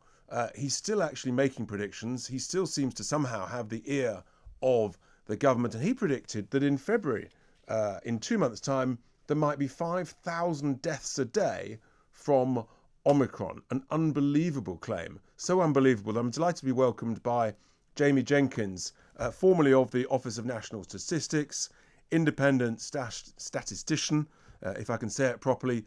Jamie, a very good morning to you. Now, you've done some pretty good work trying to get behind Neil Ferguson's extraordinary claim.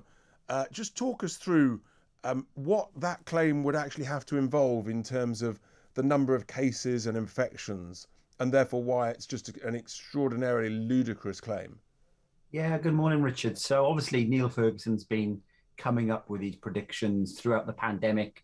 Most of them have kind of been debunked, but they do tend to get, he's normally on BBC Radio 4, he's on Andrew Marr show, and people listen to these shows expecting to be given information that's relatively accurate, which the government will take on board. So yeah, this latest one, Rich, 5,000 deaths a day. So let's work it out. So at the moment, what we can do is you tend to find that deaths peak around 14 days after the peak in cases. So we can look at basically how many cases do we identify in the population, how many deaths are 14 days later, divide one by the other, and then you can kind of get a ratio as to how many deaths you can expect in relation to cases.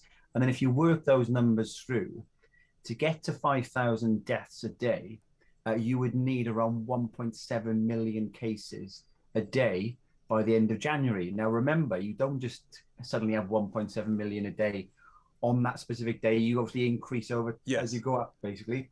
So to get to that number by the end of January, we'd need 25 million cases between now and the end of January. And just if we go on the government dashboard, we've only identified about just over 11 million cases since the start of the pandemic. So the numbers would mean that we need more than double the number of cases in the next. So let's just get this right, because this is, some of these numbers are mind-boggling. Roughly, approximately at the moment, we've got I think around 90,000 cases a day from about 1.5 million tests a day. And what he's saying is that is going to increase by the end of January. So call that 6 weeks' time. That's going to increase to 1.7 million a day. And essentially you're saying that there would be, over the next 6 weeks, there would be double the number of cases than all the previous cases since this COVID policy crisis began. Have I got that right? Yeah, no, you've got that right. And remember, we didn't really test much in the first wave. So I'm just going on how many cases we've identified through the pandemic. Yeah. But we would need, more than double. And remember, cases, Rich, is only one aspect of it, because many people don't come forward for testing. So we can use the ONS data to try and work out, okay, how many infections are there in the community, rather than just how many people are testing positive. And it's just over double the number of cases. If you find 100 cases in the numbers in the government, it'll probably mean there's about 250 infections in the country. So if we take the 1.7 million you need by the end of January, that would mean around 25 million cases or 56 million infections. So basically, the way I've worked it, because these are my numbers trying to extrapolate up to how you get to 5,000. But it's quite right to dig into his forecasts. Just finish on that, because I want to talk about then the Graham Medley discussion on Twitter last night. Yeah, so that one as well with so I'll just finish on this finally on this one. With this, Rich, with the 56 million infections as well, we've got to remember this time last year we didn't have the vaccine rollout, and we've had 126 million doses of vaccines given out across the country as well. So he's predicting basically a much worse outcome when majority of the population is it's just bonkers. It's just absolute nonsense. It shouldn't be even getting the time of day across the media. But Sage, in some of their modelling, Rich, is coming up with some similar numbers of between X and Y, and 5,000 is in that range as well. So whatever he's saying, the Sage numbers, the same assumptions would apply.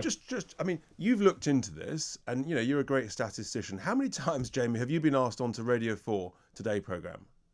None. I've actually tagged the editor of the Today programme on Twitter this morning just to say that if they are having Neil Ferguson on again, if somebody wants to sense check the numbers, I'd be more than happy to do that for them. There's no challenge, basically no challenge. The point is to have, to look at both sides of the debate. Now, last night, it was all kicking off. Lord Frost resigned, but also, unrelated, there was a Twitter debate between Fraser Nelson, editor of The Spectator, and Graham Medley, who is the chair of the modelling group at Sage.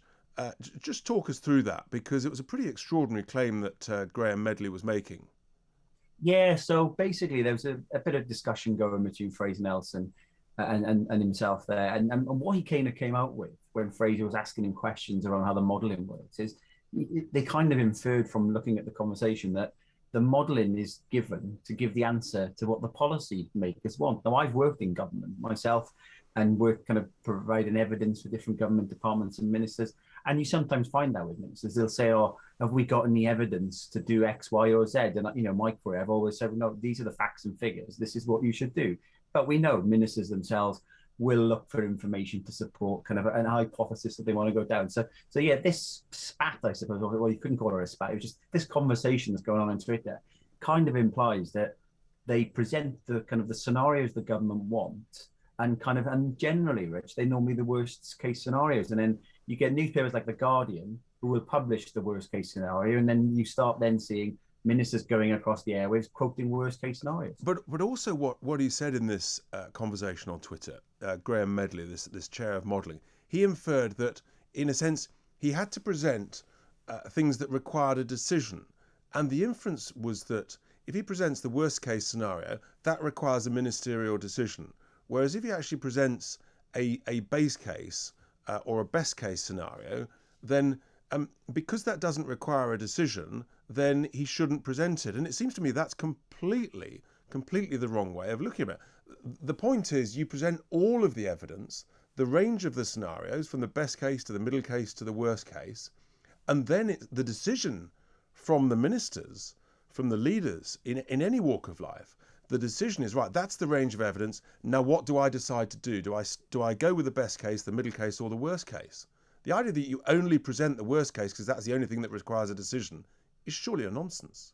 No, it isn't nonsense. So I've worked on kind of looking at how you use statistics to predict the future. It's always difficult, Rich, to do that. But what you would do is you would put a range. You would say, this is the best case scenario, this is the worst case scenario. And what you would then try and do is say, how likely is the best and the worst case? What's the probability? Yeah, and you might say, there's this very, very small chance, 3% chance of this worst case scenario. There's a 5% chance of the best case scenario. We think it's most likely to land here.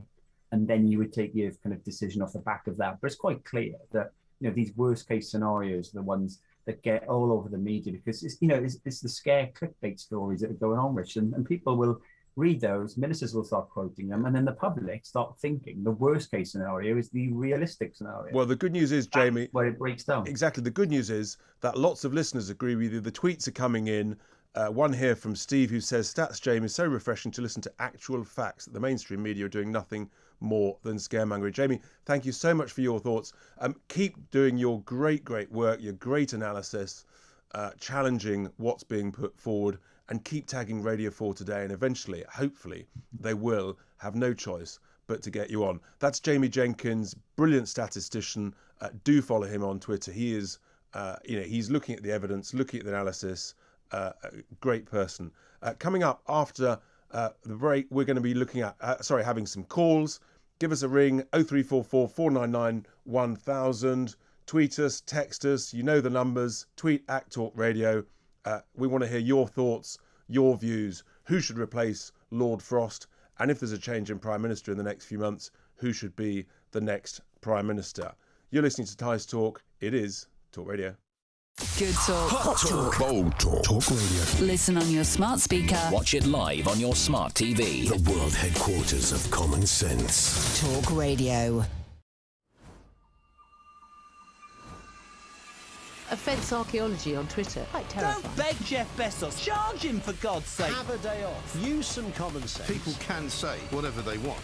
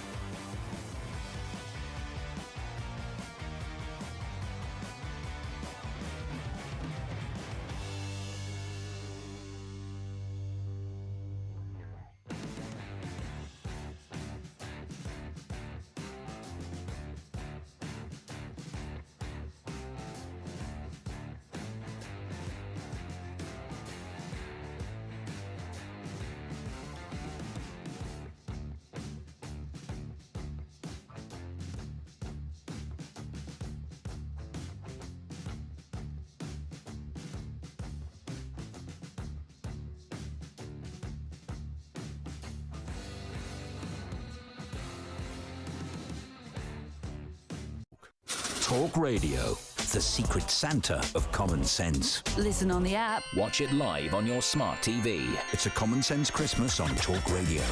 Talk Radio! Welcome back to Tice Talk here on Talk Radio. It's got really gloomy outside, but we've just had a really uplifting, positive conversation with Jamie Jenkins, the independent statistician. He's called Stats Jamie on Twitter, really analysing some of the forecasts and the modelling. And I really do urge you to follow him. The tweets are coming in thick and fast. One here, Frank from Bromley, he said in respect to my Sunday sermon, if Boris had made that leadership speech, nobody would have believed him. He's lied too often. Well, there we go. And another one here, perhaps Boris could ennoble Nigel Farage in EU's honours list as a Tory peer, then he could take over in the cabinet or as Prime Minister. Well, the reality is, of course, actually, you do have to be an MP in order to be Prime Minister, and that's why actually Lord Frost couldn't be the Prime Minister. But we've got Charlotte in Berkshire with some thoughts. Charlotte, good morning. Charlotte, good morning. What do you want to say? Yeah, I just wanted to sort of, I know you were asking originally around Lord Frost, but clearly the conversations are very much moving to who's going to replace the number one boss at the top. And who's your choice? Well, I just think actually, in all honesty, absolutely none of the current cabinet can be there. None of them can put their hat in the ring for this. They have all stuck by what Boris has done. They know that the stats are dubious, to say the least, and yet they still vote with the government. Like, quite honestly. So give me a name outside the cabinet, because actually it's a recurring theme we're hearing this morning. Well, it needs to be someone who actually voted against the government this week, and so you've got 126, or clearly around 100, give or take, Tories. So it's going to have to be one of those. Steve Baker has constantly talked out about this and actually spoken and put his head above the parapet. He has and indeed. Called out all the way through. But you also need someone who's going to be a Brexiteer. There's absolutely no way we can reverse what we've done. The only reason that we're not thriving and going as fast forward as we should do is because Boris and his merry men keep putting the brakes on. That's It's right. nothing to do with Brexit policies. It's to do with what they're doing lockdown. So it sounds like your favoured name is Steve Baker. Charlotte, thanks for that. I'm just going to try and get some other people's views, because this is absolutely fascinating. The calls are pouring in. Thank you, Charlotte. Adam is down in Bristol. Adam, a very good morning. So who replaces Frost? Who replaces the Prime Minister? As far as Frost, I'm not so sure. Personally, and I know it probably wouldn't happen, but Desmond Swain, and as far as Prime Minister, or yourself, to be honest. Well, bless. Desmond Swain is an MP, and actually, you know, he's been. I mean, he really has been around the block for many, many years. I think he was quite significant in the whipping operation some years back, and therefore, you know, providing good advice to the party leader. Interesting thought. I suspect that he wouldn't get too near the voters' choice. Unfortunately, he just seems to hold the wrong view compared to the top brass of the party, really. Well, yes, that's right. Adam, thank you very much for that. I've got Nick in Cambridge who's calling in. Nick, hello there. So what are your thoughts? Give us some views on Frost and the Prime Minister and anything else. Hi, Richard. Well, generally, I'm phoning in just to sort of. There's too much doomsday politics being brought to us every day, whether it be climate change, whether it be Brexit, whether it be COVID, which is basically it's all about the sky is falling, we're all going to die, a terrible death tomorrow. You know, we've been on this planet for a long time, many, many thousands of years as a species, and we've survived it up to now. It's not going to end next week. And that's what the politics seem to be pushing all the time. But as for this Professor Neil Ferguson, this is the same psychopath that ordered 11 million cloven hoof animals to be slaughtered. And this is the person who's running this, the spearheading. You're talking back in the BSE crisis. I mean, he does have a long track record of making some. And he's spearheading the Imperial College of London, you know, and it seems like they're running the show. It is extraordinary. It is absolutely extraordinary, isn't it, Nick? That even though his models and his predictions consistently come out so wrong, that he's still listened to. Let's remember, he's the guy back in the summer who said it was absolutely nailed on. I think he said that there would be 100,000 cases a day, and at that time it peaked at I think less than 50,000. So Nick, I'm a great one for positivity, for the glass being half full, never half empty. But the reality is, of course, in the media, bad news sells and good news rarely does. I'm going to go. Thank you for that, Nick. That's great. I'm going to go to the Cotswolds. Carol is there. Carol, very good morning. What would you like to say, and who would be your favoured replacement for Lord Frost as Brexit Minister?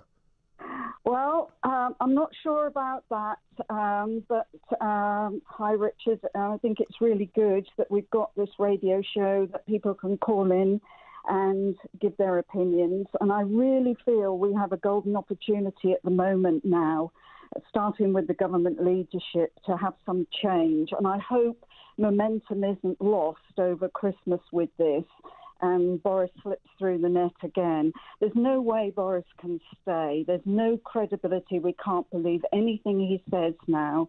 And that also goes for other members of the cabinet. Look what happened in the Foreign Office, for instance, and that seems to have gone quiet, and that's very wrong. That should be addressed and dealt with. And Priti Patel, the things that are going on there, they're just losing credibility. Matt Hancock was another one. That's right. You see, Carol, they talk a great game. Priti Patel talks a great game and gives people some enthusiasm, but it's the lack of delivery, isn't it? And actually, happening that's week right. after week, month after month, and more after more of breaking into our country, for instance, bringing God knows what with them in the way of viruses. And I just think we've got a golden opportunity now. Boris has fallen over. People in power have seen that and voted against it. It's now. Well, that's to right. do something. Don't lose momentum on this. We need somebody in place who's got a track record of fixing things. And I think we need more politicians that have got good leadership skills, good backgrounds of knowing what's going on and fixing things. It sounds, Carol, as though you want some change. I think there's a real mood for change, certainly amongst listeners and viewers here on Talk Radio. We've got time for one more call. David in the Rhymney Valley, have I pronounced that correctly? Well, Rhymney. Thank you for that correction. That's no, I don't think Boris is in any immediate danger of losing his job. He's still perceived as a leader by or popular in the country by the grandees in the Tory party. But I don't think we should replace Lord Frost. We've been pandering to the EU for years now, and we will talk to them when they sort out the immigration problem in the Channel and the problem in Northern Ireland. Indeed, yes, but Dave, there's lots of issues in Northern Ireland that need sorting out. Someone's essentially got to interact with them. It can't just be the Prime Minister. Why? We tell them what we want. They either deliver it or we don't bother. We're wasting time. We're wasting money. You're certainly right there. We are wasting time. I'm the guy that said back in October, I said that Lord Frost needed to set an absolute deadline before triggering Article 16, and he didn't, and that's why we are where we are. Yeah. Don't replace him. Let the EU stew. They're trying to do it to us, and they either sort out the problem from their side, or we don't. We just do. There we are. Well, Dave, I get your drift. Well, I think what you're saying, Dave, is basically don't replace him. Set out what we're going to do, and say it's a take it or leave it. Fascinating. That's right. There from Dave. Thank you, Dave, for that.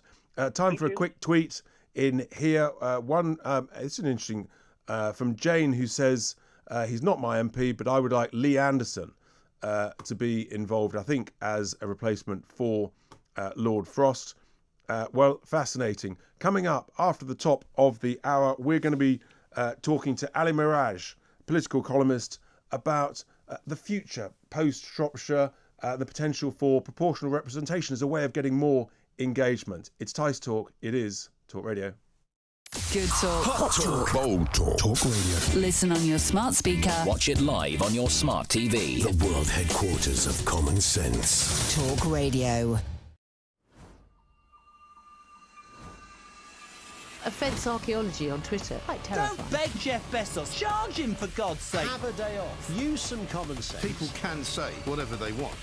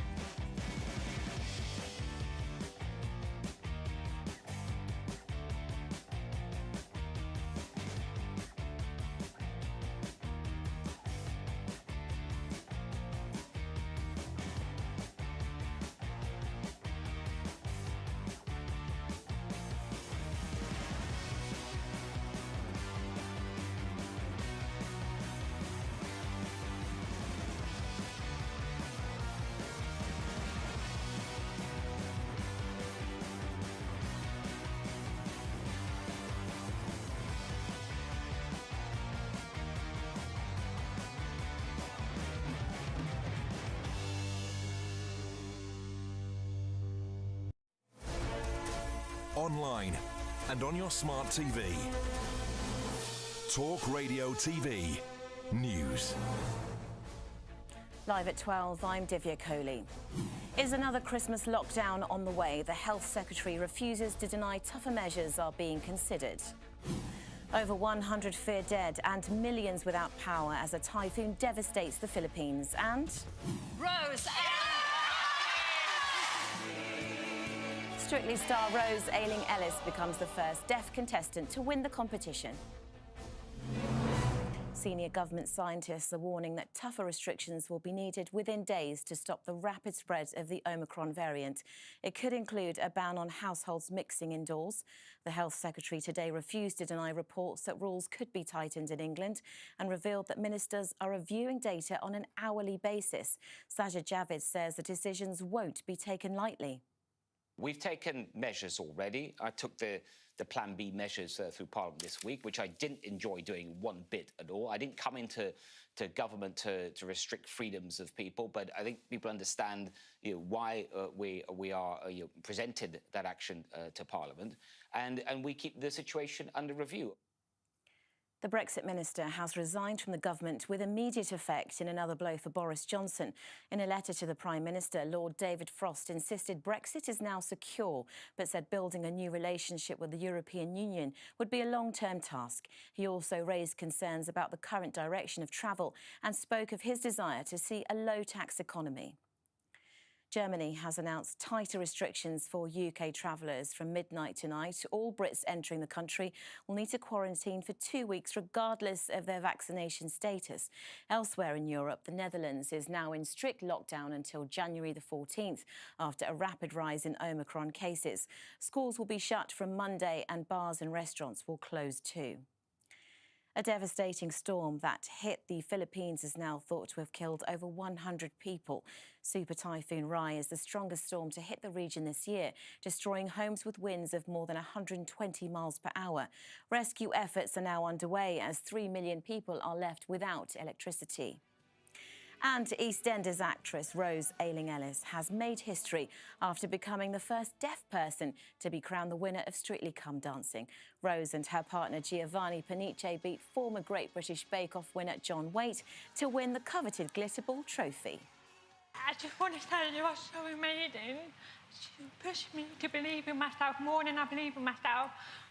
You are an incredible teacher, but not just that, but you are a wonderful friend.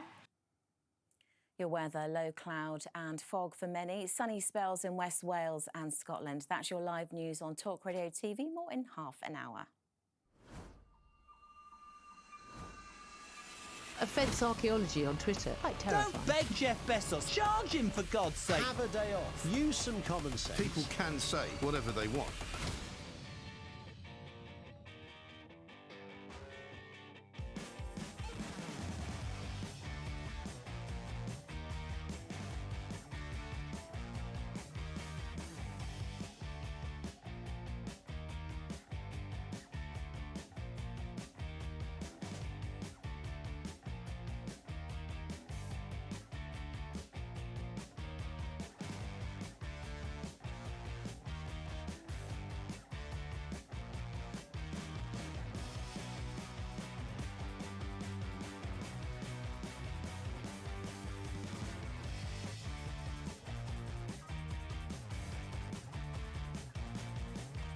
Sunday Talk. Good talk. News Talk. Talk Radio. The Tice Man cometh. Stir up your Sundays with Richard Tice. From global current affairs to the issues that hit closer to home. Richard Tice on Talk Radio.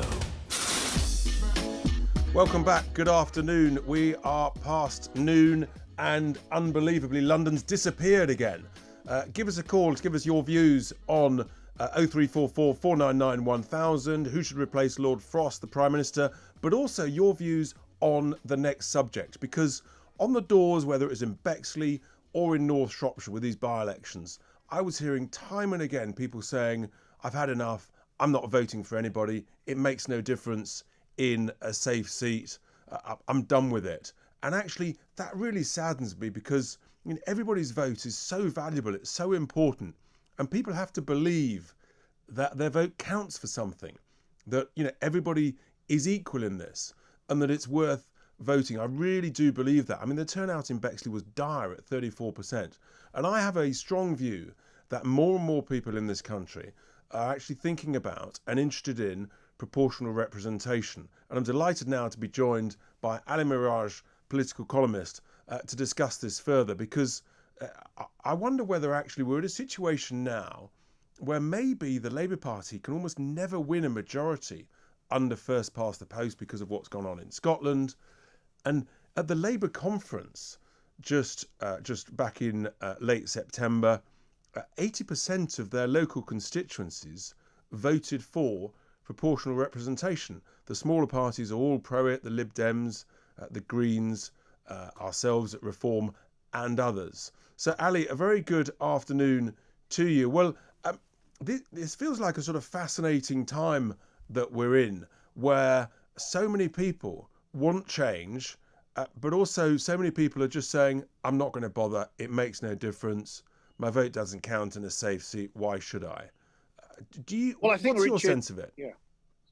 Well, I think, Richard, on the proportional representation point, you're absolutely right that at the Labour Party conference, there were about 80%, I believe, of people who, and I was at a fringe meeting organised by Stephen Kinnock that was really pushing this point home on PR, but it got sort of vetoed by the unions. And I think if you look back to 2011 in the coalition government, when Nick Clegg really pushed this point home very hard, there was an absolute rejection of any voting reform whatsoever. The public just doesn't simply have an appetite for it. And if you look at what happened in North Shropshire only on Thursday, in a seat that was conservative for over 200 years, since before Queen Victoria ascended to the throne, and a 34% swing to the Liberal Democrats, people, even in the system that we have, the existing system we have, can register their dissatisfaction if they feel that the government's not delivering to them. That's exactly what happened in North Shropshire.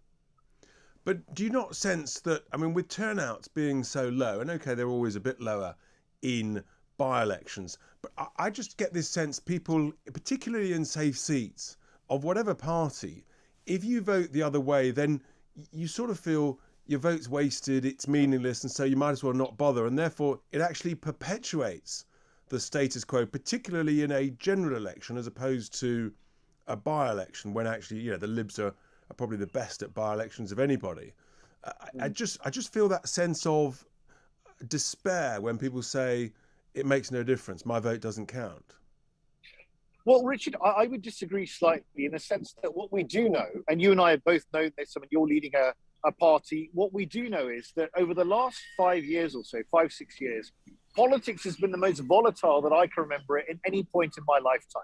We've had not only the Scottish referendum on Scottish independence, we had the Brexit referendum, the way that went, and then we've had volatility in terms of we're our third prime minister in about 5 years. So there is a lot of volatility out there. And you could see that also in Chesham and Amersham, where again, another safe seat down in the south this time, where the Tories again lost. And that was down to a certain confluence of local factors, HS2, etc. But I just feel that in this volatile environment, it is possible for people to register their protest. However, the one point I think I do agree with you on is the fact that if the Labour Party want to win an election next time, they've got a long road back. And the reason for that is because they're absolutely nowhere in Scotland. I mean, you think back to the days of Gordon Brown, John Reid, Alistair Darling. These were all big figures, right, that had their constituencies in Scotland, had been huge figures in Scottish politics. And the Labour Party is nowhere to be seen. Now, we'll have to see if there can be a revival under Anas Sarwar, who's pretty effective. He comes across well, but he's got a real mountain to climb. And the Scottish National Party are very, very strong up there. So I think the road for Labour back is very hard. Now, is the solution for them to form some sort of alliance or coalition? Well, clearly they're not going to agree to that yet. But what you could see in North Shropshire was that the Labour Party, despite what they might tell you, Richard, and you and I both know that they hardly campaigned there at all. They did campaign when you stood in Old Bexley and stick up a lot more. And the reason was because they wanted to form a sort of tacit coalition to get the Tories out, which they did. It's pretty extraordinary, though. I've got a theory about this and by-elections. I'm not sure Labour knows how to fight by-elections. Having just seen them, I mean, they tried a little bit in Bexley, but not significantly. They didn't descend into Bexley with an army of activists in the same way that the Libs Dem did in North Shropshire and indeed back in Cheshire. And then in North Shropshire, given that the Labour Party was consistently in previous elections getting at least double the Lib Dem vote, why on earth did they concede that to the Lib Dems? And it feels to me in the last couple of weeks, again, they sort of tried, partly to deny that they'd done a deal with the Lib Dems. I'm just not sure they're very good at that for whatever reason. Well, I think it's a very, very rural constituency. And you know that Labour, the Labour Party traditionally now is really moved away from a lot of its old supporters anyway. That was a very Brexit supporting seat. Having said that, we know the Liberal Democrats were very, very staunch pro-Europeans, but they managed to sort of put that aside and really focus on the fact that Owen Paterson, the scandal, the issues around Christmas parties and other things really helped them there. But I think the Labour Party realised that their old core support, even in their northern towns and the Red Wall, is difficult for them. They've become a much more city-focused party.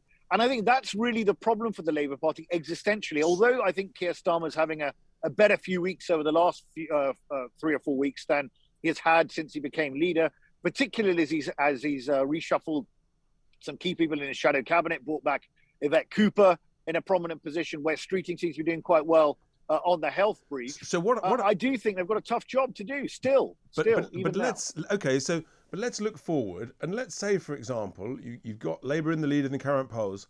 It's quite possible that you end up with Labour being the largest party, but they can't form a majority government. In fact, I think that's the most likely scenario. So they're then reliant on some form of either coalition or a confidence supply with the Lib Dems, with the SNP, and then actually it's about what's the price of that support.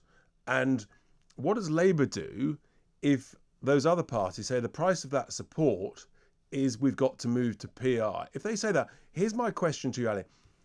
Could we move to PR without a referendum, or do you think it would be obligatory to have a referendum for such a constitutional change to our voting system? Well, I think for such a constitutional change, I would prefer there to be a referendum. But if Labour were to stand on a platform in its manifesto of implementing PR, then it could argue quite rightly that it stood on that manifesto, and it would have a mandate, if elected, even in a coalition, to go and implement it. But in reality, it won't do that because that's too defeatist, isn't it? Well, probably, but we'll have to wait and see. I mean, I don't sense yet that the Labour Party, I don't sense the leadership of the Labour Party has got a settled view on this right now. I think the bigger question, Richard, for the Labour Party, if it was to form a coalition of some kind, would be a tacit agreement with the Scottish nationalists to give them a referendum with all the issues that would entail. And the one specific issue when it comes to the Scottish nationalists, which I really want to ask now, is look, Nicola Sturgeon, if you want independence, we've all become sort of armchair experts on borders and the Northern Ireland Protocol. If you really want Scottish independence, are you really going to be erecting a border post at Berwick upon Tweed? Is that what's going to happen? Because the question is, Richard, that the European Union wants to protect its territorial integrity. So that is going to be the question for the Scottish nationalists and the Labour Party if they give the Scot Nats an independence vote for the price of their support in a potential coalition government, which I think probably is the way back for them. Because I'd still think, despite all the issues the Tories are having, and they're having significant issues, and frankly, the person that can really lose the election for the Tories is Boris Johnson himself by his lack of grip. Sure. I think if they go down that road, I think that is the question that people are going to ask the Scottish nationalists and the Labour Party in due course. Well, absolutely fascinating. The whole issue of a Scottish referendum is, of course, a massive one, a very different one. But thank you, Ali, for your thoughts there. That was Ali Mirage with his thoughts on the likelihood or not of some form of proportional representation. I'm actually very pro it. I think it would increase voter engagement, voter trust. People would then feel that every vote is equal, every vote is valid and will be taken account of. But give me your thoughts. Give us a call, 0344 499 1000. Your thoughts on Lord Frost, on Boris, or on proportional representation as a fairer way of voting going forwards. It is 12:14. It's Tice Talk. Stay with us. Give us a call. Send us some tweets. It's Talk Radio. Good talk. Hot talk. Bold talk. Talk radio. Listen on your smart speaker. Watch it live on your smart TV. The world headquarters of common sense. Talk Radio. Offence archaeology on Twitter. Quite terrifying. Don't beg Jeff Bezos. Charge him, for God's sake. Have a day off. Use some common sense. People can say whatever they want.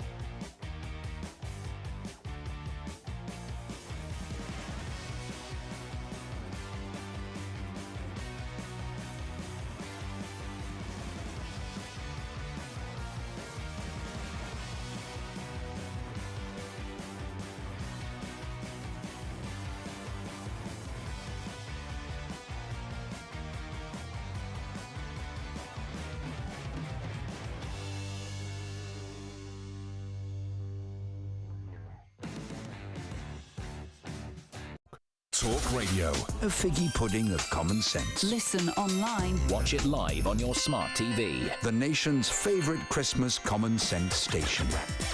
Talk Radio.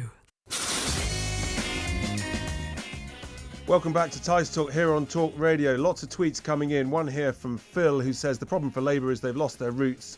When New Labour came about, they're now seen as a sort of centre-left Tory party. Give us a call with your views on proportional representation or Frost or the Prime Minister. 0344 499 1000. Interesting one here who's suggesting that I would like to see Mark Harper replace Boris. As a former chief whip, he's got respect with the party. He's certainly, throughout all of the lockdown restrictions, he has bravely stood up and challenged the government to really understand the implications of their decisions, to properly look, to request that they look again at the evidence and again and again. I think he has been certainly very brave.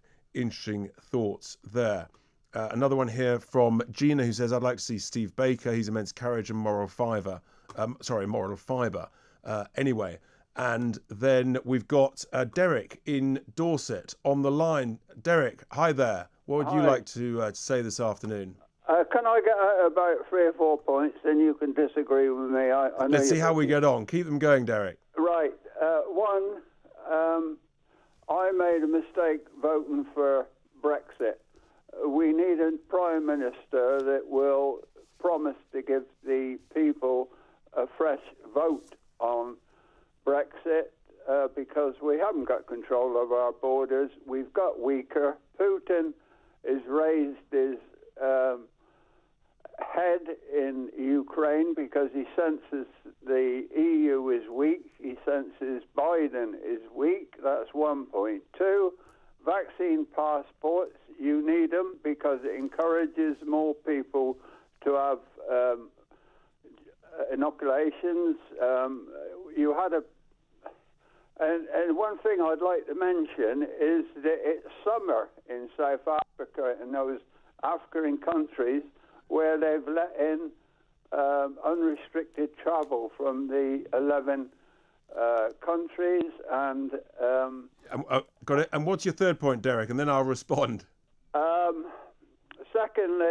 Thirdly, I want a Prime Minister who will promise to abolish the House of Lords. They're unelected, and we should have some form of proportional representation. And we need to select a future Prime Minister more based on what the Americans do. Interesting. We can reach agreement certainly then, Derek, on the third point about changing, replacing, abolishing the House of Lords. That's for sure. But here's my thoughts on Brexit. I'm interested that you think it's a mistake. Look, the point is that we've given ourselves the freedom to make independent choices as a sovereign nation. Now, we may or may not like the success of the Home Secretary, for example, here and now, Priti Patel, in terms of her ability to actually get some action to protect our borders. But at least we've got the ability to control that ourselves, and our own voters have got the ability to say, well, you tried, you failed, so I'm going to give the job to someone else. We have got that independence. Whereas, if we go back to the EU, you lose all of that control. And the reality with Putin and energy, let's be absolutely clear, Derek. I mean, the EU, the most of continental Europe, they're importing about 50% plus or minus of their energy needs, their gas, from Russia. They are massively exposed to the whims of Putin. I mean, we import some gas from Putin, I think between 5 and 10%, and I don't like that one jot, because he is a very smart guy. He knows exactly what he's doing, and being exposed to him is really dangerous.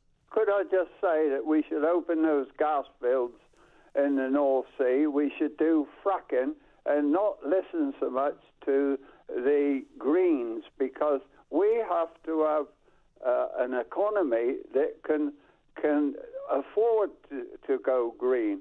At the moment, we're going to go bankrupt. And your point on you should vote, totally agree with you. I had two grandfathers who fought in the First World War, two brothers who fought in the Second World War. I fought in the Far East. It was easier when I got there in the Korean War. I'll say that straight away. So you're right. People gave their lives for democracy and to vote. This country needs a general overhaul in its political system, its class system, its elitist system, and we need to get the silent majority. Derek, I agree with you on that. We need reform without question. And Derek, thank you so much for your service and that of your family members to protect our democracy and to ensure we do have a democracy. That was Derek in Dorset with his thoughts. Some I agree with and some I don't. Matt is in Bath. Good afternoon, Matt. Where are you at with our discussion this afternoon? Hi, Richard. What worries me is when you were talking to the lady about keep faith in democracy and things like that. What worries me is, as a country, the UK, we don't really know what a sort of dictatorship looks like, in the fact that all the other countries in Europe, such as Portugal, Spain, Germany, most of the Eastern Bloc countries, have had a dictatorship, and we've never obviously had one in the UK. So it's kind of, we don't even know what it looks like. Okay, we don't have legislation in place to prevent it when it comes. And I honestly feel it's kind of creeping up upon us.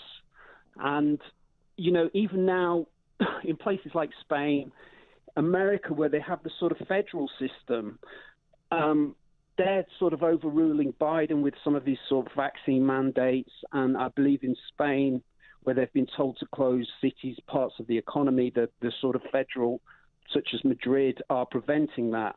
So I feel that in this country, we just don't have a second line of defence, and it's just going to walk all over us because we just don't know what it looks like. You're absolutely right, Matt. I mean, we don't know what it looks like ourselves from our own experience, and thank heavens for that, because it is horrific. But equally, and it sort of slightly comes on to this issue about our electoral system, a lot of people talk about the benefits of first past the post being you get strong government. Well, we've had first past the post for, essentially for centuries. And here we are since 2010. We've had a coalition. We've had 3 general elections in the space of 6 years. We've now got a 79-seat majority. And it feels like it's almost an elected dictatorship where you've got a really authoritarian government that is, in a sense, Matt, able to do what it wants, albeit it's a sort of elected dictatorship. Yeah, no, I agree, and I don't even like saying these things out loud, Richard, because it makes me, I'm not a conspiracy theorist, and I even hate having to justify that on the phone to you right now, and it shouldn't be like that. But when you just look at what's going on, there isn't anybody in the UK right now with a brain who is thinking, what the hell is going on? They have, people have got to be thinking that. Yeah, well, you're quite right. In terms of the lack of common sense that seems to be applied when faced with some of the evidence from our leaders. Matt, thank you very much for those thoughts. We've got some tweets coming in here. Interesting ones on PR. One here from Scott in Ipswich. My worry is that nothing gets done. Having a majority party must have benefits for progression, or am I being naive? I think the reality is, look, it's a balance. But in a sense, what you have to do is you have to get on. And I wonder whether actually it reduces that sense of that sense of sort of elected authoritarianism that we've got at the moment. And that's my real concern. Another one here from the girl next door sent a tweet in saying proportional representation sounds great. Every vote counting is fairer. However, a hung parliament is a common result. How do you propose dealing with that? Well, the point is every vote does count, and maybe actually you arrive at more consistent government. Certainly in Germany, they have it, they use it. But also the other thing I would like to see, is many more direct referendums, so that actually sort of a greater sense of direct democracy gives people more involvement and more engagement. I think we've got John in Devon. There seems to be a lot of call from down in the southwest today. John, are you there? Hi, Richard. I spoke to you last week about the digital ID. Indeed. On the PR, on the proportional representation scale, I'm slightly concerned, and I'm bound to your superior knowledge on this, about the proposed boundary changes for the constituencies. I think that favours the Tories and might lead to that carrying on, because if they do bring in the constituency changes and we don't get PR, then the dictatorship carries on, and then that leads on to the next PM, the next Prime Minister. So, like I say, I'm worried about. I think the constituency changes and the proposed border changes in constituencies will favour the Tories carrying on. It's a very good point, John. And as I understand, because the original proposal was to reduce the number of MPs from about 650 down to around 600. I think that's been dropped, but they are still looking at boundary changes. I need to remind myself exactly where that's got to. Obviously, there are some MPs who are pro it because they might benefit. There are some who are not. Exactly. It's certainly been stuck in the weeds for a while. I'm not 100% sure, John, that it will get through before the next election. But if it did, yes, what I've read is that it probably would benefit the Tories by somewhere between 10 to 20 seats. The next Prime Minister. For me, as a Tory voter and somebody who's voted since he was a boy for that sort of freedom of speech, free market economy, everybody help yourself, be responsible for yourselves. My honest opinion is, and I maintain it, I said to you last week, I think Michael Gove's pulling the strings, and I think if Liz Truss gets in, I think they're quite close, rumour has it. I think she'll be under control, and I do feel that we need a complete clean sweep with somebody who was rebellious, somebody backbenchers, and a full. There you go. John wants some change. Thank you very much, John, for those thoughts. Coming up, we have just had delivered here in the studio what looks like and smells like the most sensational donuts and biscuits. We've got a massive Christmas tasting session. Don't go anywhere. You'll learn something. But keep the calls coming in 0344 499 1000. It's Tice Talk here at Talk Radio. Online and on your smart TV. Talk Radio TV News. Here with your headlines, I'm Divya Kohli. Is another Christmas lockdown on the way? The Health Secretary refuses to deny tougher measures are being considered. Over 100 feared dead and millions without power as a typhoon devastates the Philippines. And Rose Strictly star Rose Ayling-Ellis becomes the first deaf contestant to win the competition. Senior government scientists are warning that tougher restrictions will be needed within days to stop the rapid spread of the Omicron variant. It could include a ban on households mixing indoors. The Health Secretary today refused to deny reports that rules could be tightened in England and revealed that ministers are reviewing data on an hourly basis. Germany has announced tighter restrictions for UK travellers. From midnight tonight, all Brits entering the country will need to quarantine for 2 weeks, regardless of their vaccination status. Elsewhere in Europe, the Netherlands is now in strict lockdown until January the 14th, after a rapid rise in Omicron cases. Schools will be shut from Monday and bars and restaurants will close too. A devastating storm that hit the Philippines is now thought to have killed over 100 people. Super Typhoon Rai is the strongest storm to hit the region this year, destroying homes with winds of more than 120 miles per hour. Rescue efforts are now underway as 3 million people are left without electricity. And EastEnders actress Rose Ayling-Ellis has made history after becoming the first deaf person to be crowned the winner of Strictly Come Dancing. Rose and her partner Giovanni Panice beat former Great British Bake Off winner John Waite to win the coveted Glitterball trophy. That's your news on Talk Radio TV. We'll have more in half an hour.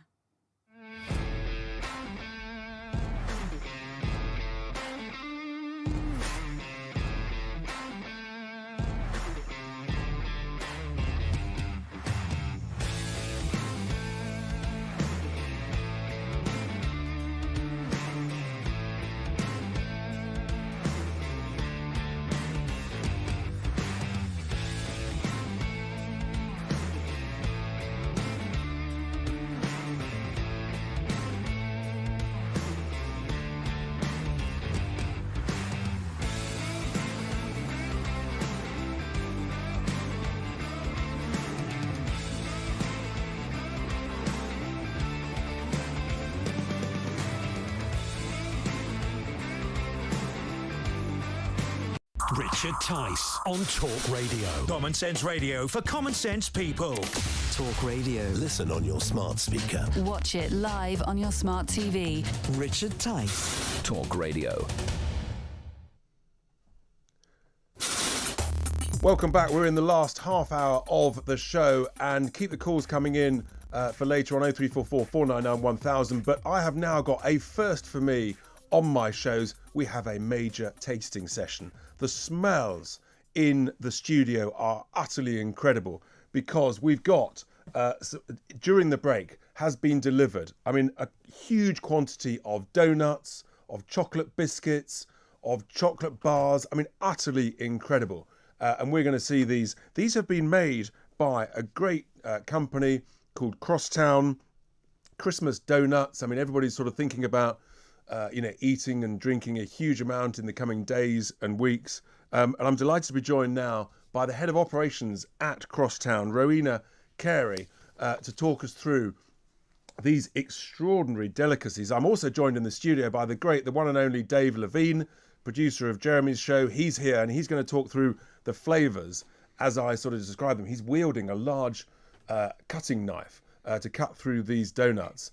The smell is exquisite. Rowena, a very good afternoon to you. So just tell me a little bit about Crosstown and these incredible delicacies that you've kindly delivered to the studio. Absolutely. Yeah, so Crosstown's a handmade fresh sourdough donut company primarily. We were started in 2014 and since then have opened a number of sites across London. We're at about 13 permanent stores now. But as you said, we've also branched out into a number of different sweet treats, cookies, ice cream, chocolate just launched the other day. So everything's handmade in our bakery in Battersea using only the very best ingredients. Wow. Oh, look at those, David. Yeah, David's just been highlighting the chocolate bars. And you do ice cream as well. We haven't got any ice cream in the studio. That's my favourite. So a huge range of goodies. And how do you market yourself, Rowena? So Crosstown, our point of difference is really that everything's handmade from scratch, fresh every day. So we have a team of bakers who work in Battersea in our bakery, and they make everything, by hand using the very best ingredients every day. It sounds simple, but it's actually something that's quite unique in a lot of bakery goods. People often buy things buy jams, buy chocolates. Instead, we kind of prioritize making everything ourselves. We've got to dig into these donuts. Just for my viewers and listeners, if you're not watching, turn on YouTube, the app, whatever. You've got to see this. I mean, it's just incredible. Dave, talk us through these donuts. Yeah, we've got three varieties in front. We've got chocolate and pecan, which is a regular cake. We have vegan mulled wine and Cointreau custard. Oh, that looks yum. Which I think is that one. And then we've got vegan spiced apple and miso caramel, which is that one, slightly wet donut. Look, now, these smell incredible. They do, and I've got a confession to make, because as they were brought into the studio during the break, I couldn't resist it. I couldn't wait. I had to dig in to one of them. Just talk us through how you arrive at these flavours and these spices, Rowena.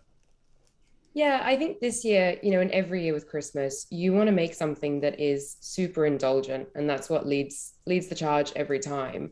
But giving people, I suppose, those familiar tastes of Christmas, some of those spices, as you said, mulled wine, bit of booze, but then, bringing in a little bit of a twist, maybe something that customers haven't always thought of at Christmas time or something they haven't had before. And I think it's just a chance to kind of get quite fun and, play with textures, play with the color, make sure you're bringing in a little bit of sparkle at Christmas as well. You've certainly done that. I mean, I literally have never thought of a mulled wine Christmas donut. Dave, you're going to have to take Which one should I try? I think you've got to try the mulled wine. We've got to go for it. It's Christmas week. It's no holding back. Beautiful. I mean, it's got gold, gold glitter on top as well. It does look very Christmassy. Gold glitter, mulled wine, the cream. I mean, Rowena, this is just extraordinary. And we may have to get a little bit vulgar. Dave he's lost. He's completely lost. That really does taste of mulled wine. That's really bizarre. It's the texture of a donut. It's really delicious and really well baked, but tastes of mulled wine. That's incredible. I think desserts is such a wonderful carrier for alcohol as well, because sometimes, it's not too abrasive. You have that sugar, you have the creaminess from the custard as well. So the Cointreau is not kind of smack you in the face, but you get that warming sort of wintry jolliness from the custard, and the glitter, as you said, kind of rounds that off. You certainly do. I mean, that literally is that's my Sunday lunch in about 2 bites. I mean, it's just incredible. Because I come from the world of business, I'm going to have to ask Rowena, tell us, how much does one or a few of these donuts cost, my lovely listeners and viewers? Yeah. So from our stores across London, you can pick up just one donut, pop in, or order on demand as well. So we deliver direct to your door within about an hour. And one of those goes for about £4.50. And then we have box deals as well that you can buy. So £24.95 for a box of 6. I mean, and there is no question, these are genuinely, they are the most incredible donuts. They are a whole meal in themselves. You don't need a starter. You don't need a main course. A few years ago, I would have said £4.95 for a donut is a lot of money, but it's a meal in itself. But yeah, and also this is the kind of thing that you can have for dessert or for snacks that you put out. So it's not just a kind of 99p. There's a ring donut. These are absolutely they're very complex flavors. They're delicious. They're very Moorish. So I can see why you would buy a tray of these and then set them out as a dessert.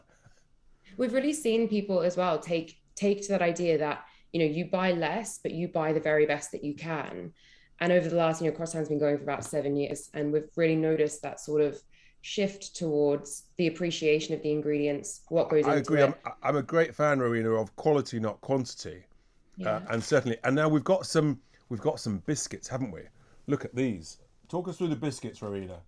So this is the one that you guys have there is our Christmas special this year, and it's a hazelnut and dark chocolate ginger biscuit.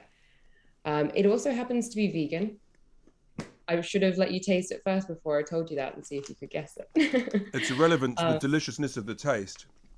Wow. Keep going as I chew. That's really good. That's really good. We've got some lovely kind of toasted hazelnuts on top, just add a nice texture, good crunch, bringing that kind of nutty sort of warming flavor with the ginger as well. And then the chocolate adds that sort of rich, indulgentness. It is very rich and very moreish. But actually, you're right. You should have let us taste it before knowing it's vegan, because actually a lot of vegan food is associated with not being that tasty or having a weird funk to it because you've replaced non-vegan ingredients. But that is absolutely delicious. I think that's a myth. I think I mean, this is just sensational. Vegan or not vegan, it's just incredible. I love your word, Rowena, indulgent. I have to say, it is completely indulgent. The donuts, the biscuits, there's the chocolate bars there. I mean, they are all an utter indulgence, but that's Christmas, isn't it? Absolutely. And the packaging that we've brought in this year for the cookies as well, this beautiful tube that you feel you can just, hand straight over. You need to wrap it. It really is the best kind of gift for that foodie person who, likes to try something new, try something different, but appreciates it's that quite sort fun of because it sort of looks like a tube, the sort of tube where you might get a bottle of whiskey. Sort of malt whiskey Yeah. handed down over the generations, but actually it's then filled with some incredible biscuits, vegan biscuits. Rowena, anything else that my listeners need to know about these incredible delicacies? Yeah, I mean, you just mentioned the chocolate as well. So we've recently launched a range of 6 chocolate bars. Literally this week, they finally came out just in time for Christmas. So really excited about that. Everything's available to order nationwide as well. If you're in London, you can get them up until, midnight the day before you need a delivery. And we can deliver direct to your door. Fantastic. Well, Rowena, what can I say? Thank you so much. You have opened my eyes. You have damaged my position on the scales. The team definitely thank you. All of the team say a huge thank you. And listeners and viewers, seriously, look online. If you're in London, buy these wonderful delicacies. Crosstown makes some extraordinary, delicious donuts, biscuits, chocolate. Don't hold back. Order now before stocks run out. That was Rowena Carey, Head of Operations at Crosstown. Unbelievable. I could be in real trouble for the rest of the show. Stay with us to the top of the hour. Keep the calls coming in. 0344 499 1000. Maybe what's your Christmas delicacy, having heard what we've just been talking about? Or is your Christmas delicacy to get rid of Boris Johnson? Who do you want? And what do you think about PR? Keep them coming in. It's Tice Talk. It is Talk Radio. Good talk. Hot talk. Bold talk. Talk Radio. Listen on your smart speaker. Watch it live on your smart TV. The world headquarters of common sense. Talk Radio. Offence archaeology on Twitter. Quite terrifying. Don't beg Jeff Bezos. Charge him, for God's sake. Have a day off. Use some common sense. People can say whatever they want.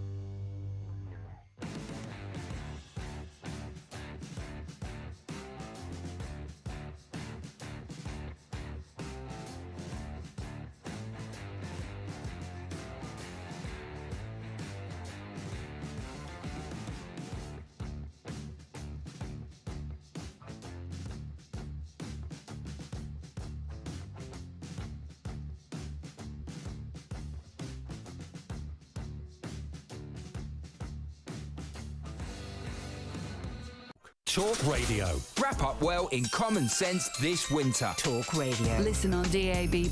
Watch it live on your smart TV. The nation's favourite Christmas common sense station. Talk Radio.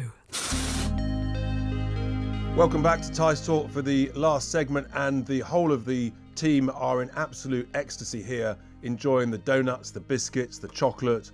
Just incredible. But Karen is not so sure on Twitter. She says £4.50 for a donut, no thanks, I'll stick to my regular. And she also says, as for vegan, no way. Let me tell you, Karen, the thing is, these donuts, they are so big, so chunky. I promise you, that would do for 4 people, just one donut. And honestly, the flavour was sensational. Meanwhile, Ralph, he comes in, the thing that he keeps asking is why no one's questioning after nearly 2 years we're still buying and using tests for COVID made in China and not getting companies here to produce them. I love British companies making products that we buy, and it is really irritating that China, having essentially been the origin of this virus, almost certainly from the Wuhan Institute of Virology, it is irritating that they've then profited from selling us PPE and from selling us so many of the tests. Well, anyway, let's hear what people think on the calls. Keep them coming in. 0344 499 1000. Tony in Bristol. Good afternoon. How are you doing? Good afternoon, Richard. Wipe that donut off your face, sir. Come on, let's get serious. It's too difficult. It's too difficult. But I tell you need to order one online. What can I do for you? Okay, I agree with you on 98% of stuff. But when it comes to proportional representation, I'm gone on that one. I've lived in 3 safe seats during my lifetime, one of each colour. In every one of them, my vote didn't count. The one day my vote counted was the Brexit referendum. And that's why there was such a big vote, and that's why people felt engaged with it.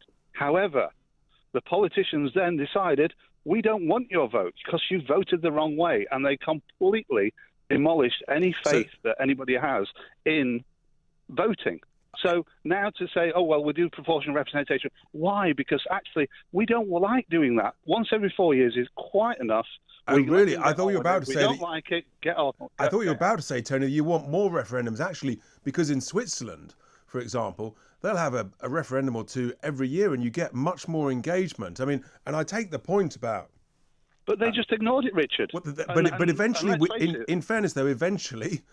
just after a lot of hard work and angst, we did get there, Tony. So in a sense, ultimately it worked. And I hope that the politicians have learned to lesson from that. Yeah, but they didn't. There was a report came out just recently about our preparedness for the pandemic. And one of the points that wasn't picked up particularly by the media was that the problem with Brexit and them not accepting Brexit put the country back 3 years. We would have been more prepared. We wouldn't probably have had Boris Johnson. Yes. So the politicians absolutely annihilated themselves. And when it comes to proportional representation in the House of Lords, quite frankly, we don't want another bunch of politicians electing and knocking on the door. We really don't need it, Richard. We just want to get on with life. We certainly want to get on with life, Tony. I think that actually you get more engagement when everybody knows that their vote counts, whether it's a referendum or when it's PR. But that's Tony's view. He agrees with most of me, but not everything. Thank you. I think we've got Alison in Stirling. Alison, what are your thoughts? Well, they seem to be keeping quiet, the big walk in London yesterday regarding the COVID pass things.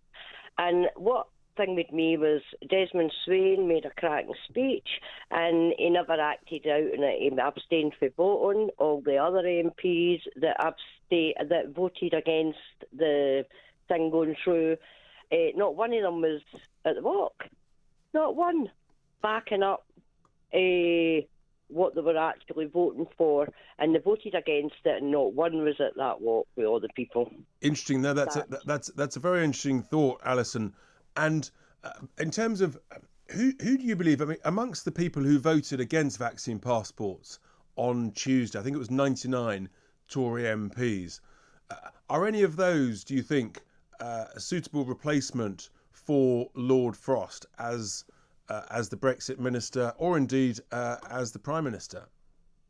Oh, yeah, definitely John Redwood. He's so enthusiastic about getting processed fishing centres up. He gets, you can see the excitement in him when he does interviews. Yes. How British he is. That's right. And You're right, Alison. He's a real businessman. He understands how to negotiate, and he's got great confidence in our abilities. Alison, thank you. But just in the interest of time, before we finish the show, I'm going to go to AJ in Norfolk. AJ, what are your thoughts as we approach the top of the hour? Good afternoon, Richard, by the way. Thanks for having me on. I don't think we've got time with the way the country is at the moment. Referendums and this, that, and the other. I feel like when I voted for the Conservatives this time, I voted for bringing up your donut, the centre of a donut, because I've got nothing from them. Absolutely nothing. There's no leadership. They're saying, "Oh, we're following the science." Over 4 weeks ago, there was a doctor on the radio, South African doctor, who said then she'd treated 600 patients with Omicron, and all it gave them was a couple of days of fatigue and then back to normal. With no figures to say that anybody has died from Omicron. We've got figures saying that people have died and they've died and they've got Omicron, but that's not the reason they've died. We need to open the country up again, get them politicians doing what they should be doing, which is running the business side of this country, because at this moment it's a failing business and it's ready to go under. AJ, I share your concerns and your frustration. It is so annoying. Interestingly, in Switzerland, they actually had a referendum, because they have a lot of them, on the COVID restrictions proposed by the government, and the people rejected the government's COVID restrictions. So that's where people power really can work. And I think they just get used to it, and therefore you get much more engagement. But you are so right. The damage being done, AJ, to businesses, small businesses, independent businesses, up and down the country, pubs, restaurants, it's awful. The problem with this government is, I think that if they thought they were going to lose the referendum about opening up and getting rid of all restrictions, I think 24 hours before we're ready to go to the polls, they shut the country down again. It's becoming a dictatorship. Boris got COVID and lost his bottle, as far as I'm concerned. It's just insane what is happening. Absolutely insane. Lockdowns don't work. We've proven that. And a passport to say you've been. I've had both. I'm not an anti-vaxxer. I've had both my vaccines. I had my booster a week ago. I'm more than happy to do that. But just because you have a clear test doesn't mean to say that 48 hours later you get on the plane. And everybody who's on the plane, if one person's got Omicron, then by the time you've got off, whether you've had a test or not, you've got it as well.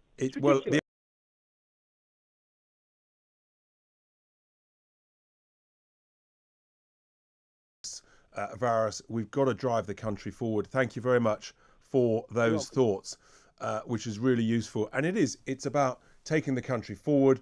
We've had an active, busy show. There's been lots of thoughts, lots of calls about who should replace Lord Frost, about who potentially might replace the Prime Minister. I want to say before we finish, a huge thanks to my production team.